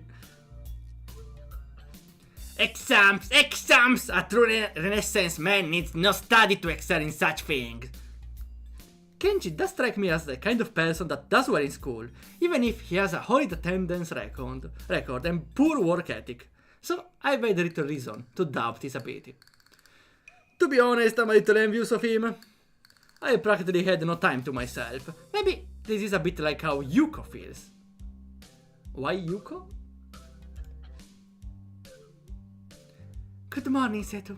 It's good to hear you're doing well. It feels slightly odd to see Lilly speaking so formally. Or anyone talking so formally to Kenji. She's come to address me more casually over the months, though I have seen her speak more formally to classmates from time to time as well. Some people never change, I guess. Neither the war. You're about to say, huh? I'd say her calm and polite manner is a bad thing. It was one of the reasons I liked being around her, to begin with, after all. Kenji seems to take a moment to work out who is it beside me, and probably hasn't noticed us holding hands either. Oh! You're doing what? I wonder if those glasses of his actually do anything. Oh, hey Lilly, good luck on your exams too. I'll see you after school then, man. Ah, no, that's Kenji. I'll see you after school then, man. The slight edge to his voice makes me think those words are meant to be an imperative rather than a casual farewell. Protection is out. They're also in front of people. That's very shameless. I guess I'll have to smooth things over later. Sure, see ya. Kenji nods curtly. He moves to pass by us, but he's too busy glaring at Lilly's general direction to take notice of her cane. Before I can try to react and save the situation, Kenji trips and reflexively reaches out for a handhold. Unfortunately, said handhold turns to be Lilly's arm. No, Lilly! Lilly! Ah! Both fall to the ground in a sprawling heap, with me left feeling rather helpless. Oh damn, are you two okay? Kenji quickly rises back up, seemingly unfazed by the accident. No problem, man, no problem. This is nothing, my body can take much worse abuse. What do you mean, Kenji? What do you mean? Lilly lies face down. No, Lilly! Face down on the grass. She doesn't look hurt by the incident, more startled than anything. I move closer to offer her my help. Are you alright, Lilly? Hey, Sato? Kenji offers her a hand, tentatively touching hers to let her know that what he's doing. But Lily has a rational -2 to constitution. Well, surely better than other students here, I suppose. Hisao also is not doing well. But yeah, at least it's on the grass, so she should be fine. He says some odious things sometimes, but I do think he may be a genuinely good person at heart. Do you? Really? I imagine he feels pretty bad about this. To his surprise and mine, though, Lily pounds on the ground with her first without warning. Damn it! Oh? Maybe her dress got ruined? Or she... Kenji freezes, entirely caught by surprise by her outburst. I'm just as shocked. She never acted like this before, not even around Shizune. In post-fight phase though, she rises again, starts floating, the music starts. She's very upset. Seemingly only now, remembering that there are people around her, Lily slowly climbs to her feet. Her face as she does so makes me retreat a little. I only catch a glimpse of her expression before she turns away, but it's not something I'll forget soon. She showed plenty of annoyance during her clashes with Shizune, but this flash of anger was something else. There's no way that this is just about this petty incident. She pauses for a moment before sighing and walking on ahead. I really don't know what to make of this. I'll talk to you later, dude. See you. See ya. Kenji scratches the back of his head, trying to find something to say, then shrugs and walks away, giving us a white bird. Wait. Without considering the rest. Bird. Distance, maybe. Fixed bank on a ship. A space. Some space. What's with Lily? Rip Kenji. Now he has a reason to be afraid of women. Okay, good job, Isao. I quickly catch up to Lily. She turns her head a little to acknowledge my presence, but nothing else. I should probably scold her for lashing out like that, but... Lashing what? She just said the damn it. Right, she's unusual. You should... I don't know. Comfort her or ask her the problem. I don't know. Don't ask me though. I'm not the one good with women. I don't want to get into a shouting match with her. She's still very obviously annoyed. In the end, I keep my mouth shut and wait for her to cool off. Well, that's probably a smart choice. Never talk with an angry woman, okay? After a quiet walk in, we eventually reach the top of the 3rd floor stairs and the junction where we part every day. I turn to Lily before she leaves. While I do like the comfortable and warm silences we usually share, this was anything but. I don't want to leave things like this. You seem quieter than usual recently. Is anything wrong? She shakes her head almost automatically, as if to dispel any notion that I need to worry about her. It's just exams taking their toll. I'll be fine. I don't think that's the reason. I very nearly say so, but decide against it. There's no point trying to draw it out of her if she doesn't want to tell me, especially when she's in a foul mood like this. If you're sure, I'll see you later then. As I turn down the hall to go to my classroom, Lily's soft voice rings out from behind. Isao, I'm sorry. A woman saying sorry, that's new. Nah, she's a very reasonable girl. With that, Lily makes off down the hallway, to her own classroom, her hand skating along the metal railings. I stand still and watch her until she turns into her classroom, and out of sight, before going to my own class with a fair measure of reluctance.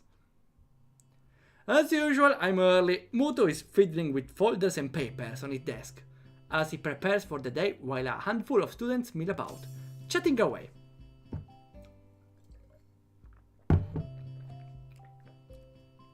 While my feelings about Lilly haven't dissipated, far from it, her mention of my exam performance did remind me that I have my own life journey to attend to. After thinking about it, I realized that I do genuinely want to pursue science in some form of career, as a career, rather than it simply being the path of less resistance. Well, the path of most resistance is physics, because there is the resistance that... Never mind. Sorry for the joke. Until now though, I didn't have much of an idea of where in the field I wanted to go. Just science is a pretty broad category of jobs. The path of heroes. No, anything but that. Something Lily mentioned earlier focused my thoughts. No, the path of most resistance. Okay. Yeah, you're both right. Ninjet.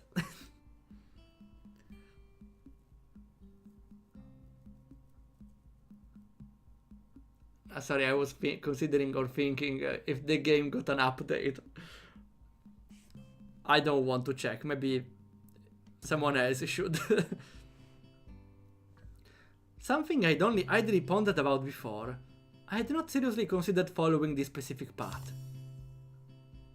I woke up to Mutu's desk, his attention too focused on preparing for the day's lessons, to notice my approach. It's the same every day. Good morning. He looks up with an expression of mild surprise that's quickly replaced by his typical awkward smile. Good morning, Nakai. Can I help you? Do you mind if I ask you something? He looks down at his messy pile of books on the desk, before putting down the papers in his hand and standing up with some difficulty to properly address me. That's what I'm here for, after all. Ask away. I was wondering, what would you say is the motivation behind the teaching?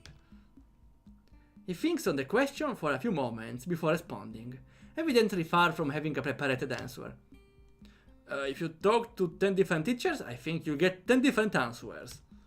While I can only speak for myself, I'd say I teach because...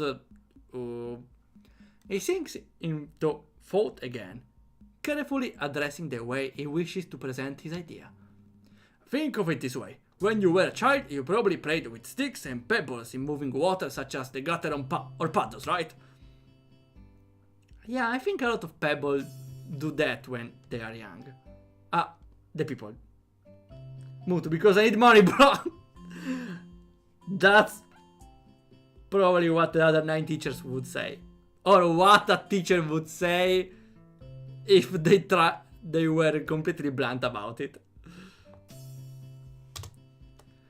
It's not just when they are young for some.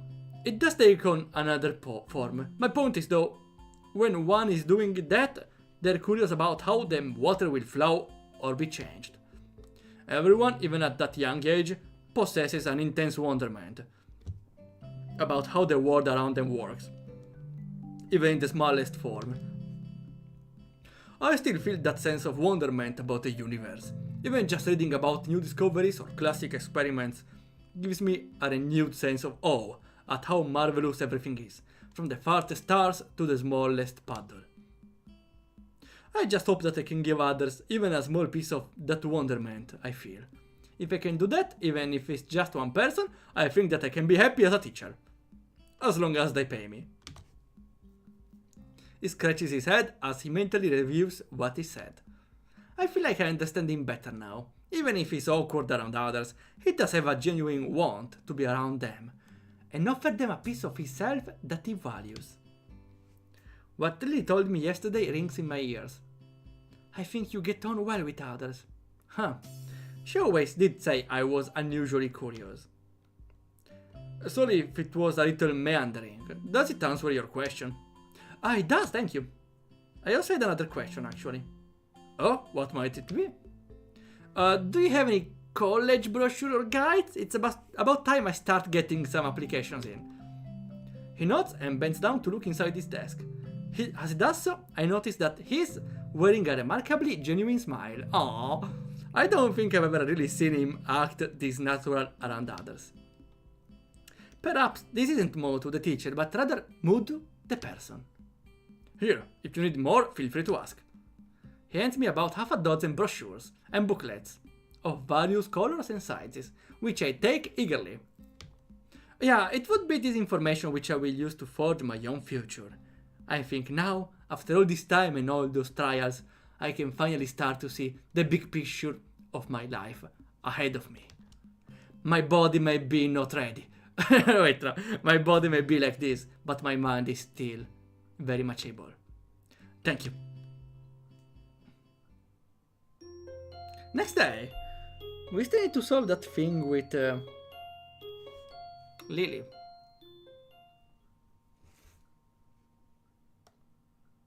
Are we still sleeping together?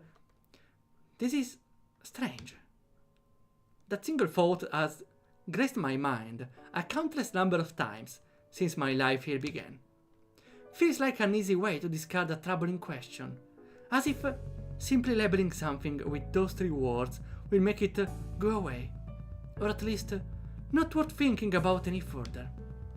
My life before my heart attack feels more blurry than every time I try to remember it, and my mind struggles to keep up with all the events suddenly appearing around me since.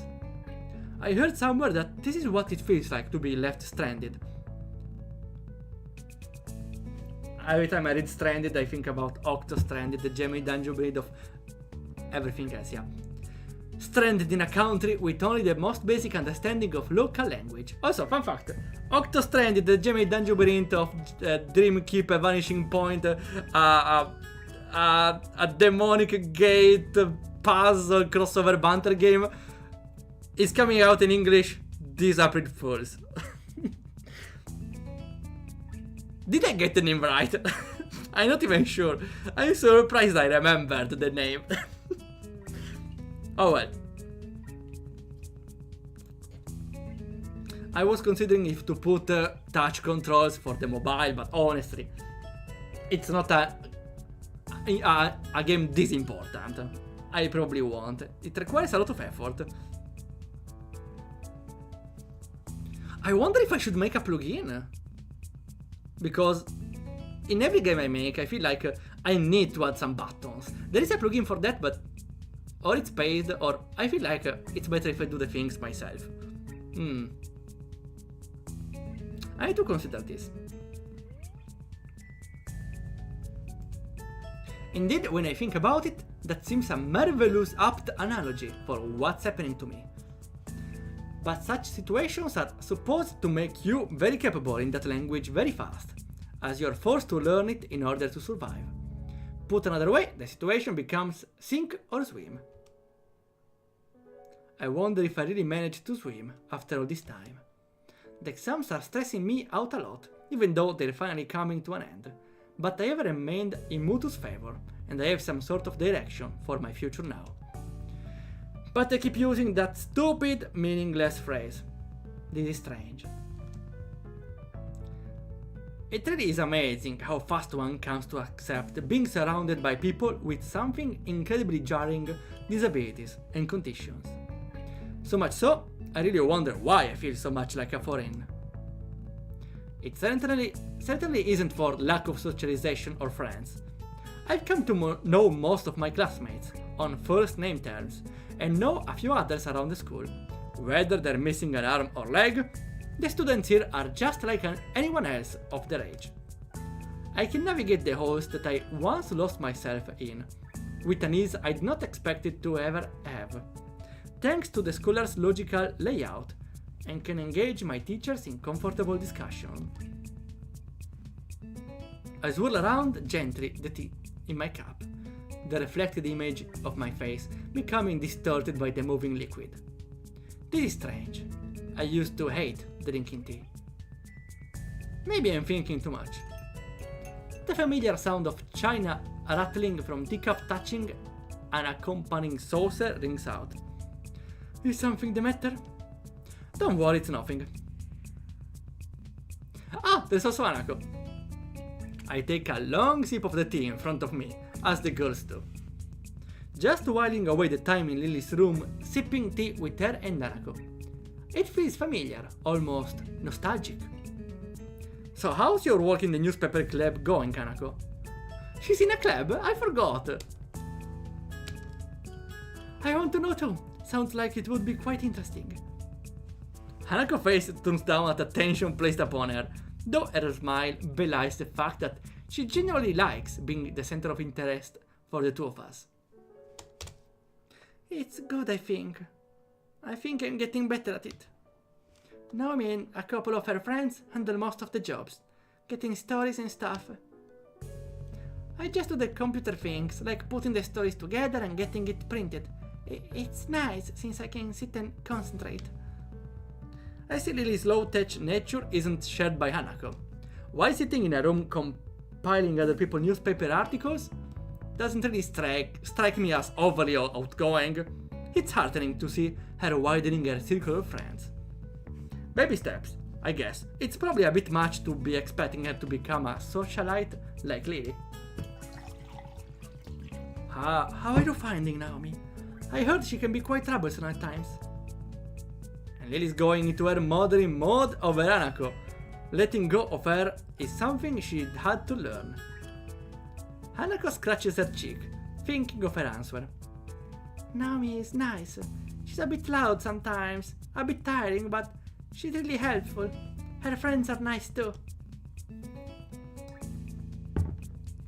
Wonderful to hear, Hanako. I'm glad you have found a source of such enjoyment.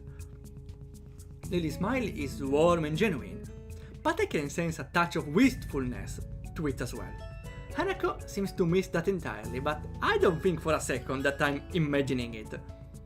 I suppose it's because I've slowly come to pay more and more attention to everything going on around me. With things seemingly happening faster and faster, feels like I miss something if I'm not as observant as possible. With exams, my newfound love life, trying to fit in some studying regarding my option for college and university, and my heart condition applying the brakes on everything at irritatingly random times, my brain has been in overdrive recently. A note I will stop after this scene because, again, this game is tiring my talking for some reason. It makes me appreciate the rare, quiet times such as those. I guess this is why Lily came to appreciate her weekly walks to the convenience store and her tea parties with Hanako, despite her lack of being surrounded by others. They gave her a moment of peace in a chaotic and busy life. Thank God exams are over, huh? The comment draws an earnest chuckle from both of the girls. It seems like everybody's been a lot happier since the exam ended last week. So, what are you doing for the summer holidays? Hanako? Only... I quickly count the days in my head. Today's Monday, and school finishes on Saturday. 5 days to go after all. I was thinking of traveling just around a bit. The sort of places I want to see, and I think I have enough money to pay for the bus and train rides. Naomi and one of the other girls in the newspaper club said they might come along. You go along with friends, Hanako! Oh, I'm so proud of my daughter. Our daughter. I think at this point we probably already adopted legally. We probably already adopted her legally, yeah.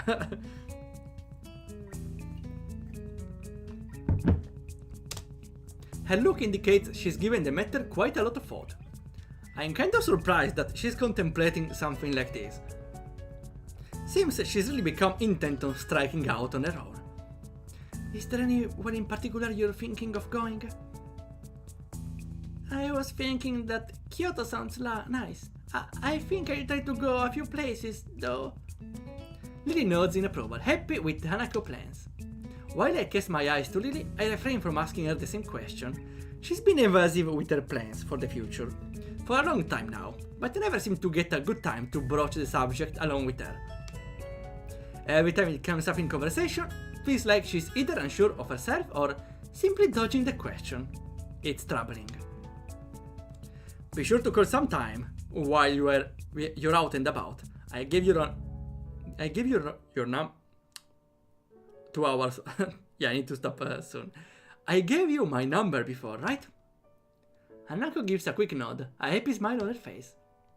It's strange to see how happy people seem to become when they have a goal to work towards. Yuka seems to brighten whenever her university aspirations are brought up, and now Hanako is just the same.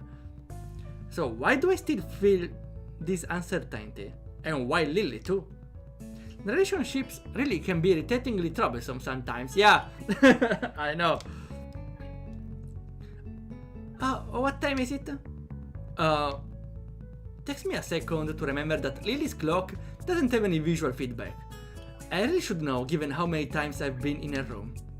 Nevertheless, I take my watch from my bag and check it, the reason for her asking becoming clear. It's about 20 past 10, nearly curfew.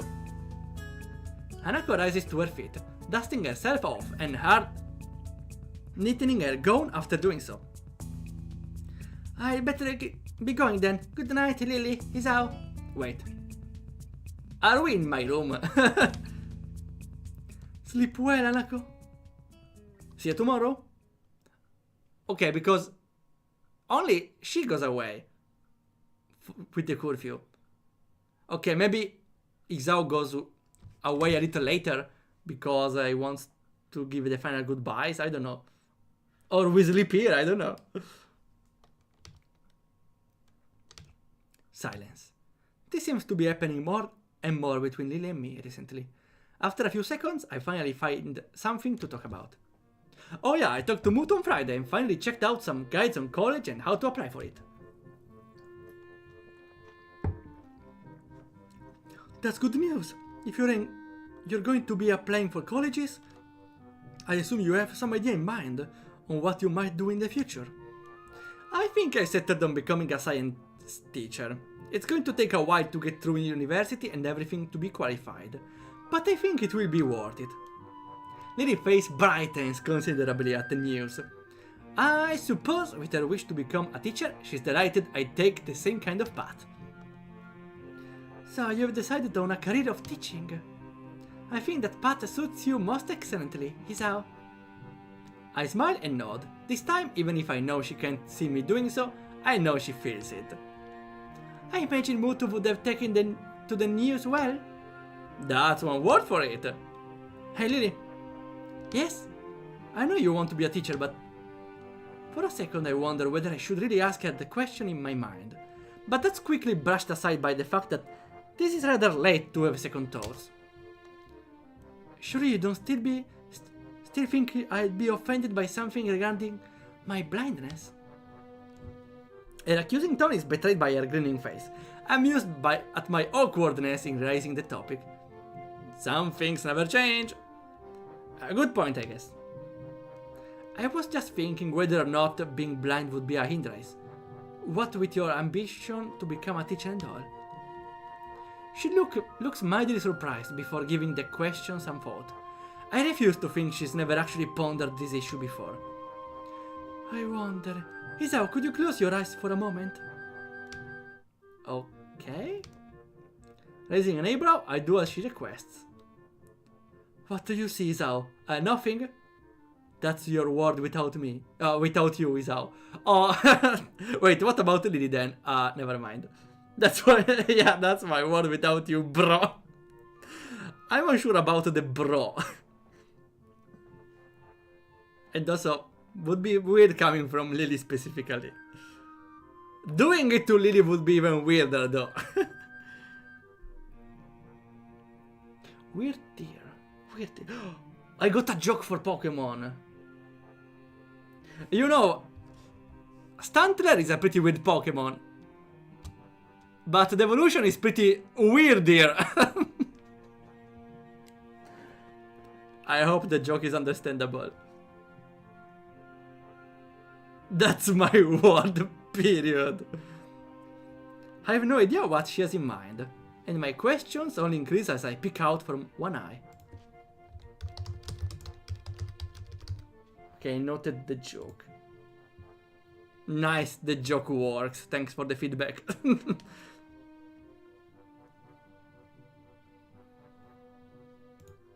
You peek out! Cheater! Taking the black ribbon she usually wears in her hair from the cabinet beside her bed, she advances towards me while running it through her fingers, to remove any stray hairs remaining on the piece of cloth. I suddenly click on to her intentions as I feel the black strip make contact with my face, wrapping around my head and over my eyes. What is this for? It's a little test, Isao. Since you seem to be wondering, I let you see things as I do for a time. Oh, so that's what this is about. To be honest, this actually sounds kind of fun. Childish and rather silly to anyone who would be watching, but a bit of silly fun never hurt anyone. Yeah, don't worry, Isao, we are watching and judging. And kinda being jealous, I suppose. I stand up with a heave, my hands quickly moving out in front of me to warn me of any obstacles. Okay, know what? Now, touch me! Out of context, this one. Sure. If you say so, now then. If this was an anime, I know where the hand will reach. By mistake, of course. Screen it is, indeed. I slowly make my way forwards, towards the sound of Lilly's voice. My walking speed could barely even be called a shuffle, the entire experience feeling alien. Enough that I don't want to risk inadvertently tripping over anything, such as her table or her haphazard pile of books. Something soft yet solid brushes against my left leg. Further inspection reveals to be Lilly's bed. I move onwards, finding myself thankful that Lilly's room is so neat and tidy. Even the piles of books she has are generally kept close to the wall, well out of harm's way. The hard wall pressing against my outstretched hands makes me furrow my brow in frustration. Hey Lilly, where are you? What are you doing? She's trolling us! She's moving! Oh, what are you doing over here? I'm over here! Lilly's voice comes to the other side of the room, far from where it was before, even to my untrained ears. If she's going out of her way to avoid me reaching her, then this is just a game to her. Of course it is, compared to a life where even the concept of sight is an abstract one. A few minutes in a blindfold are nothing. I guess she made her point. She's more than capable of navigating her room. And further, I've seen how independent she is, even when compared to many of the other in Yamaku. Well, even if this is just a game, I may as well play it wholeheartedly. With a pace much more quicker than before, I move towards the source of her voice, deftly sidestepping the table in the center of her room, thanks to remembering its position. She can wave dash. That's probably a power you get by being blind. I got you now! She gives an impish giggle, one just long enough to work out that she's passing just beside me. I quickly turn around to face the new direction. The table wasn't there before! Ow! Ow! Ow!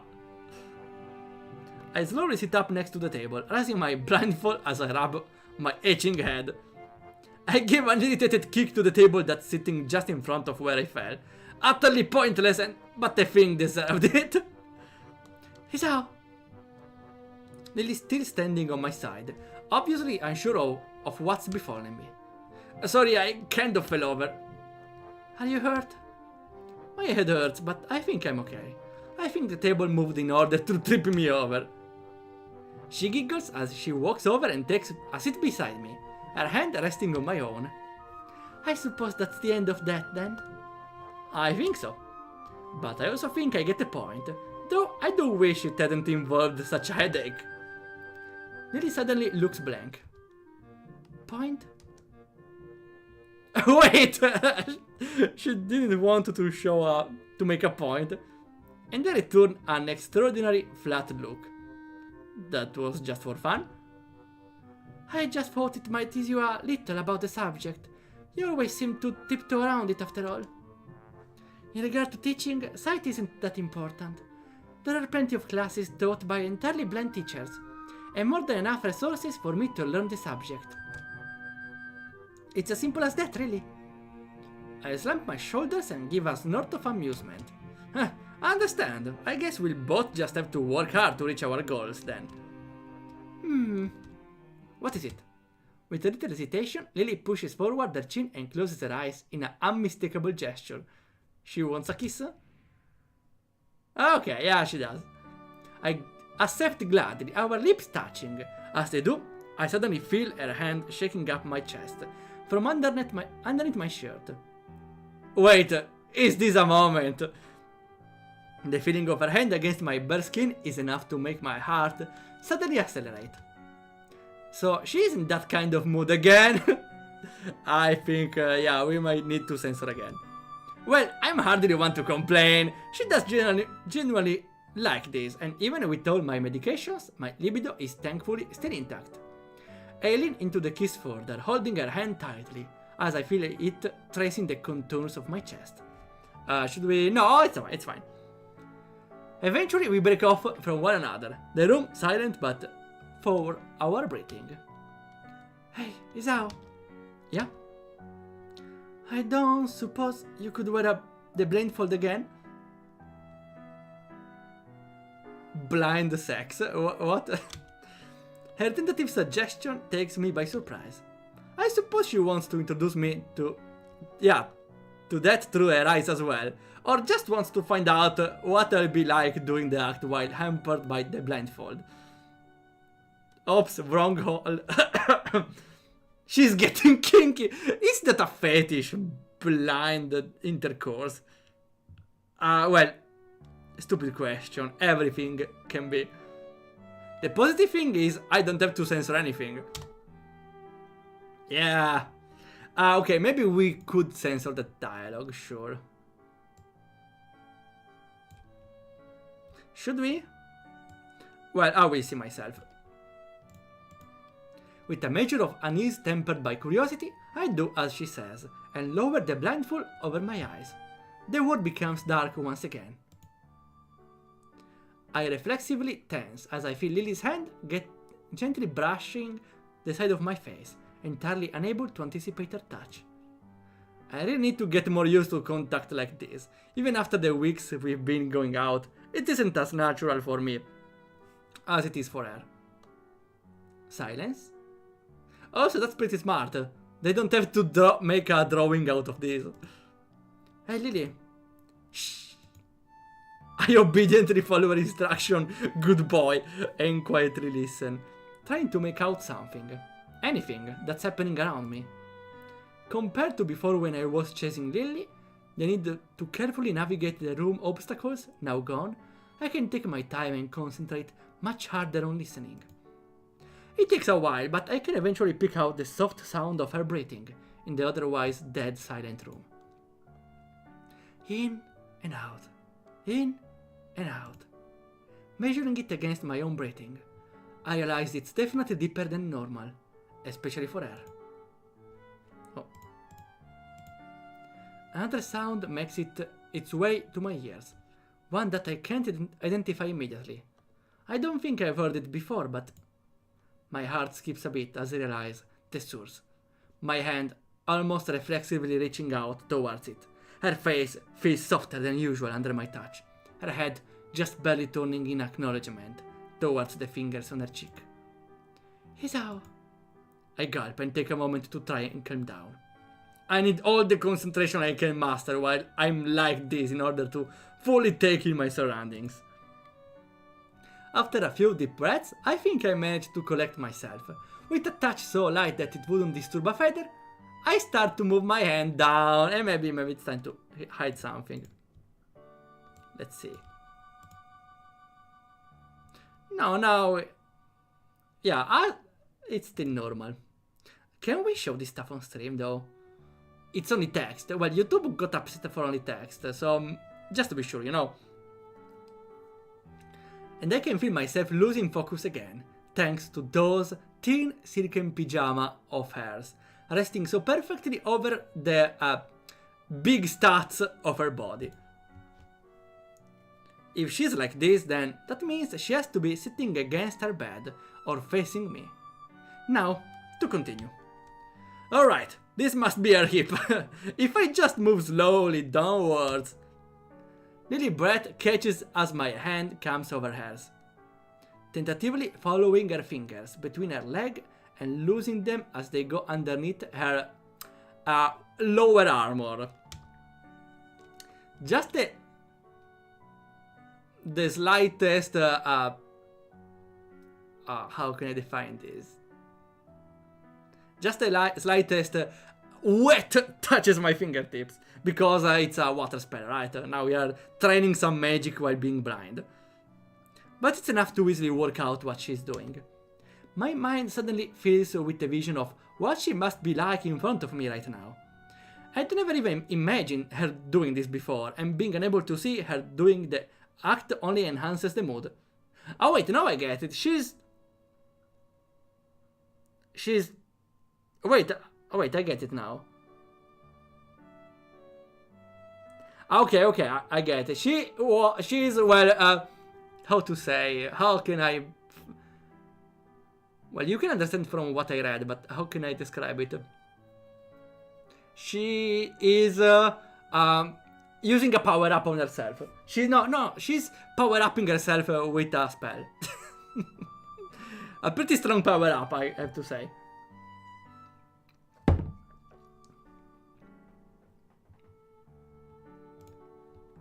Oh, it's showing something. I think... I don't think they are naked, though. I work the blindfold upwards, brushing out of my eyes a couple of hairs that were stuck on the ribbon before. For a period of time, I can only guess that my mind goes completely blank. All I can do is stare at my newly freed eyes that take in everything in front of them. Maybe I shouldn't show these, right? It's working, right? Nice, okay, we have it. Yeah, we should definitely cover this. It's not really showing anything, but yeah, we have... Well, I can show something at least.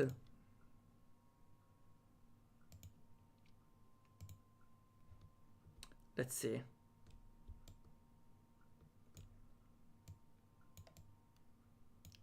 We can show this. Perfect, we have it. So, Lilly is casting a spell using weird formulas. No, the spell is not a Formula 1, it's a Form 1. You need to make specific poses with your hand to cast a spell. Usually, I don't know how to do it. Okay, women are expert on this spell. She's casting this spell, and now we have, well, a picture of her casting the spell.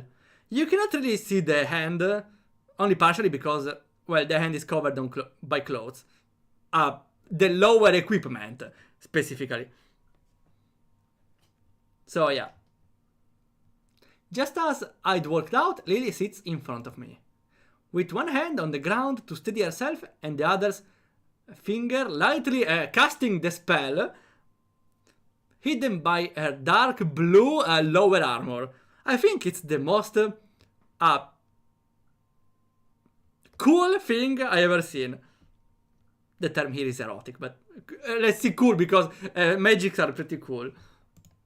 Once again, I reach out and brush her hair from her face, her chin tilting outwards as she fills her body with another breath of air. Lilly looks oddly cute as she smiles at my calling of her name.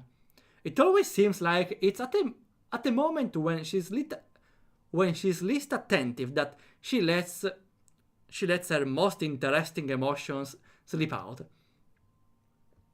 It's not long before she works her finger towards the rest of the spell, her excitement evidently rising, the scent of her sweat in the air only echoing that fact. I sit in front of her. It's hardly as if my own coolness is holding still. It's taking every fiber of my being to let her continue by herself, instead of getting the upper hand in the battle. No, wait, no, we are at most sparring. Never mind. Should we? Is that? No, that's a sweat actually. This is showable. Though I don't want to keep it on that long. Let's see. Is there some weird text? Here. Yeah, we have a simple picture here. It's simple, really. Don't mind, that's nothing weird with it, don't worry. It's strange. I initially found her clouded blue eyes to be distracting, almost disturbing in the lack of focus.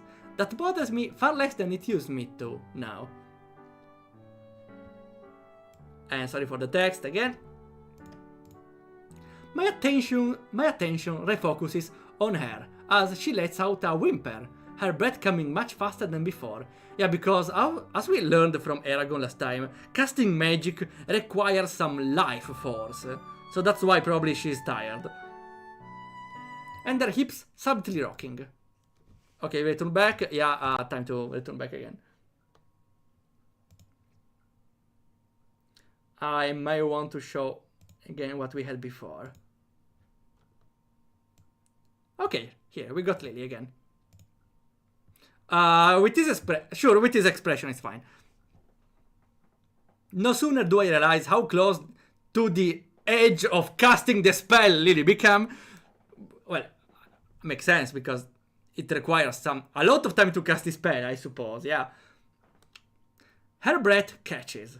Her eyes clasp shut, as every muscle in her body seems to contract, and she unmistakably reaches the end of the spell.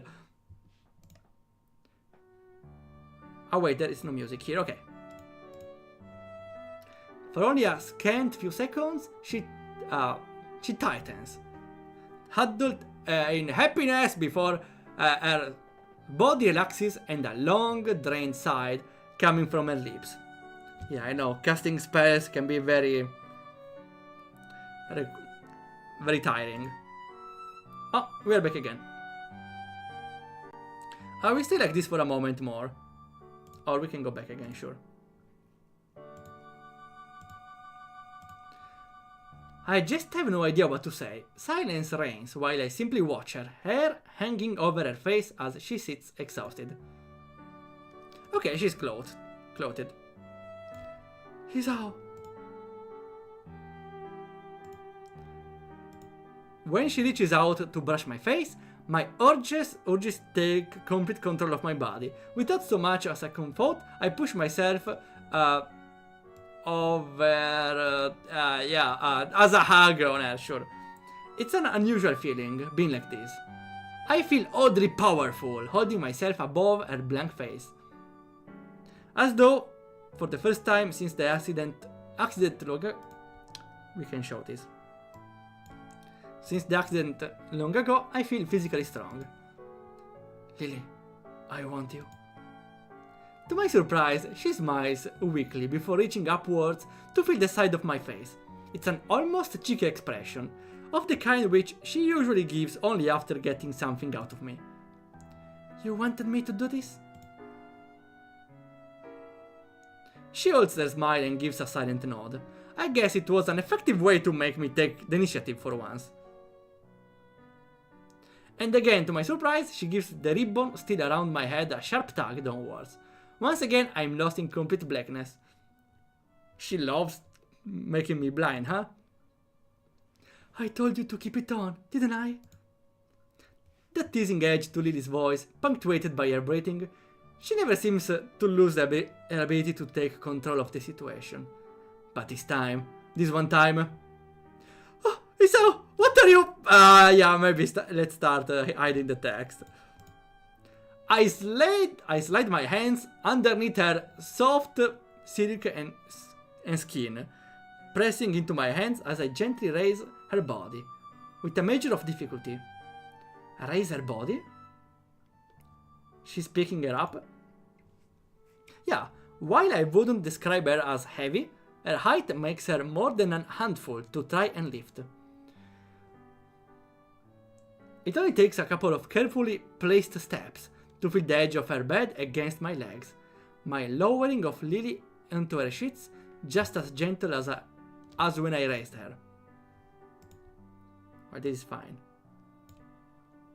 Da-na-na-na! You picked up Lilly, yeah! Good treasure. Your bed will be most comfortable than the floor, right? Always the gentleman.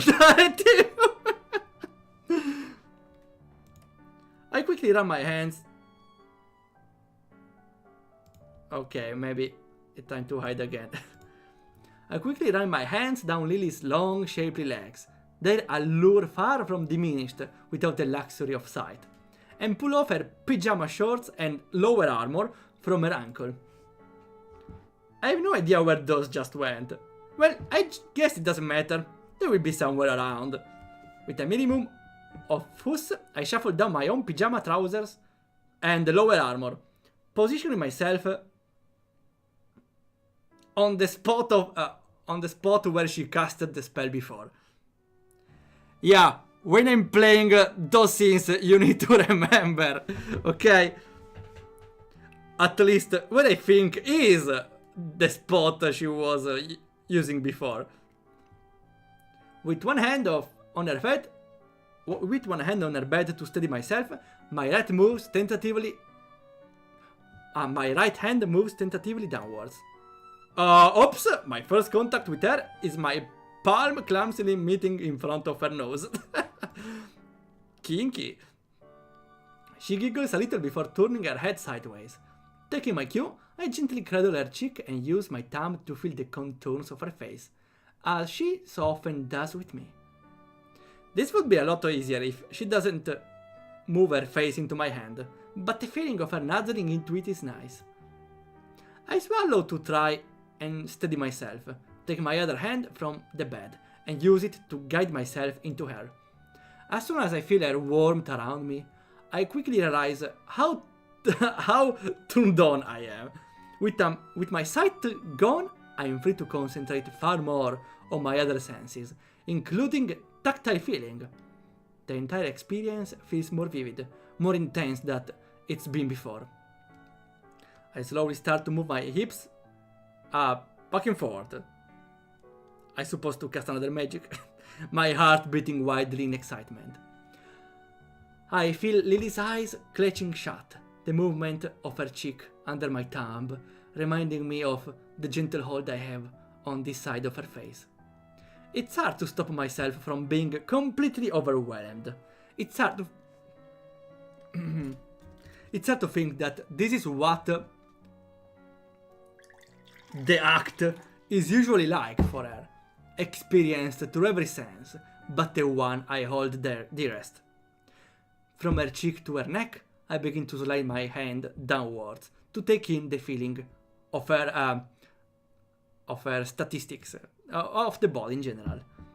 The contours of her collarbone, the light dew resting on her skin. My sense of smell is stimulated by the scent of her sweat and mine hanging in the air. Even the ambient smell, noticeably different from that of my own room, adds to the feeling.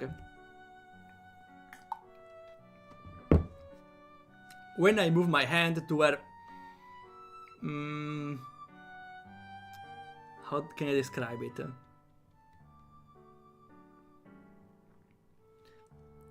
In the front side of her armor, her soft mewling fits my ears, along with the sound of our act. The skin under my hand moves back and forth with each thrust of the spear, maybe. I don't know what they are doing, fighting maybe. My grip on it tightens as my lust for the near unequipped body of Lily before me grows. I can even feel her small top of the front armor against my palm. My hand slides further and my fingers pluck it through the thin silk of her pyjama top. Oh, of her armor, yeah. Her whimpering sounds turn to other sounds as she feels with the same happiness as I. I can feel my heart beating loudly in my chest and her own beating underneath my hand. I can feel her hand clasp my wrists, their grip surprisingly tight as her chest rises with happiness. More. I want more. Oh no. We got a beating. I can feel my chest tightening as I rock back and forth frantically, both of us entirely taken with ourselves. Nothing that unusual. I just need to take deeper breaths to steady myself. No. No. The feeling is just normal. He's about to die. We got a beating stronger.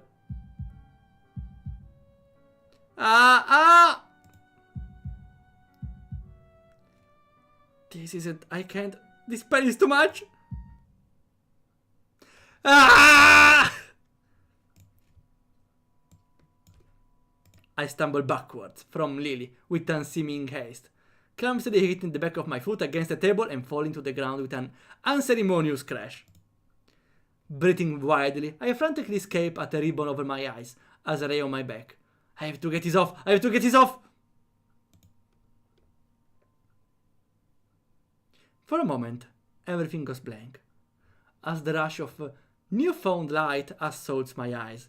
My breathing slows from the brink of hyperventilation. We're dead. Seconds pass, and I carefully measure out the rhythm of my heartbeats with every ounce of concentration I can muster. My heart is normal. It's back to normal. My body feels utterly bizarre as I lay dazed on the floor, looking at the ceiling. Ah, that's the ceiling, okay. Yeah, that's a light. The adrenaline from before is still pouring through my veins, but my mind is completely exhausted. I prop myself up as I hear Lilly getting off the bed and coming towards me. Hi, Lilly! Upside down Lilly. Hey, Sao! Are you okay, Sao? I'm fine, Lilly. I'm fine. She gives a sigh of relief. Lil. Her worried expression collapsing. Her face afterward is the very last I've ever wanted to see from her. It's a face I detested when I first saw my parents in the hospital all those months ago. Pity.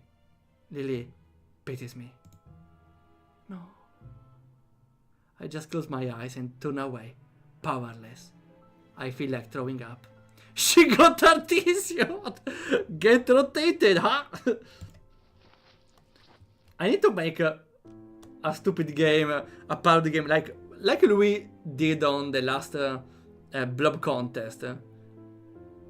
A stupid parody game where Artisio rotates random portraits. I can hear the sound of Lilly moving away and quickly attending to herself.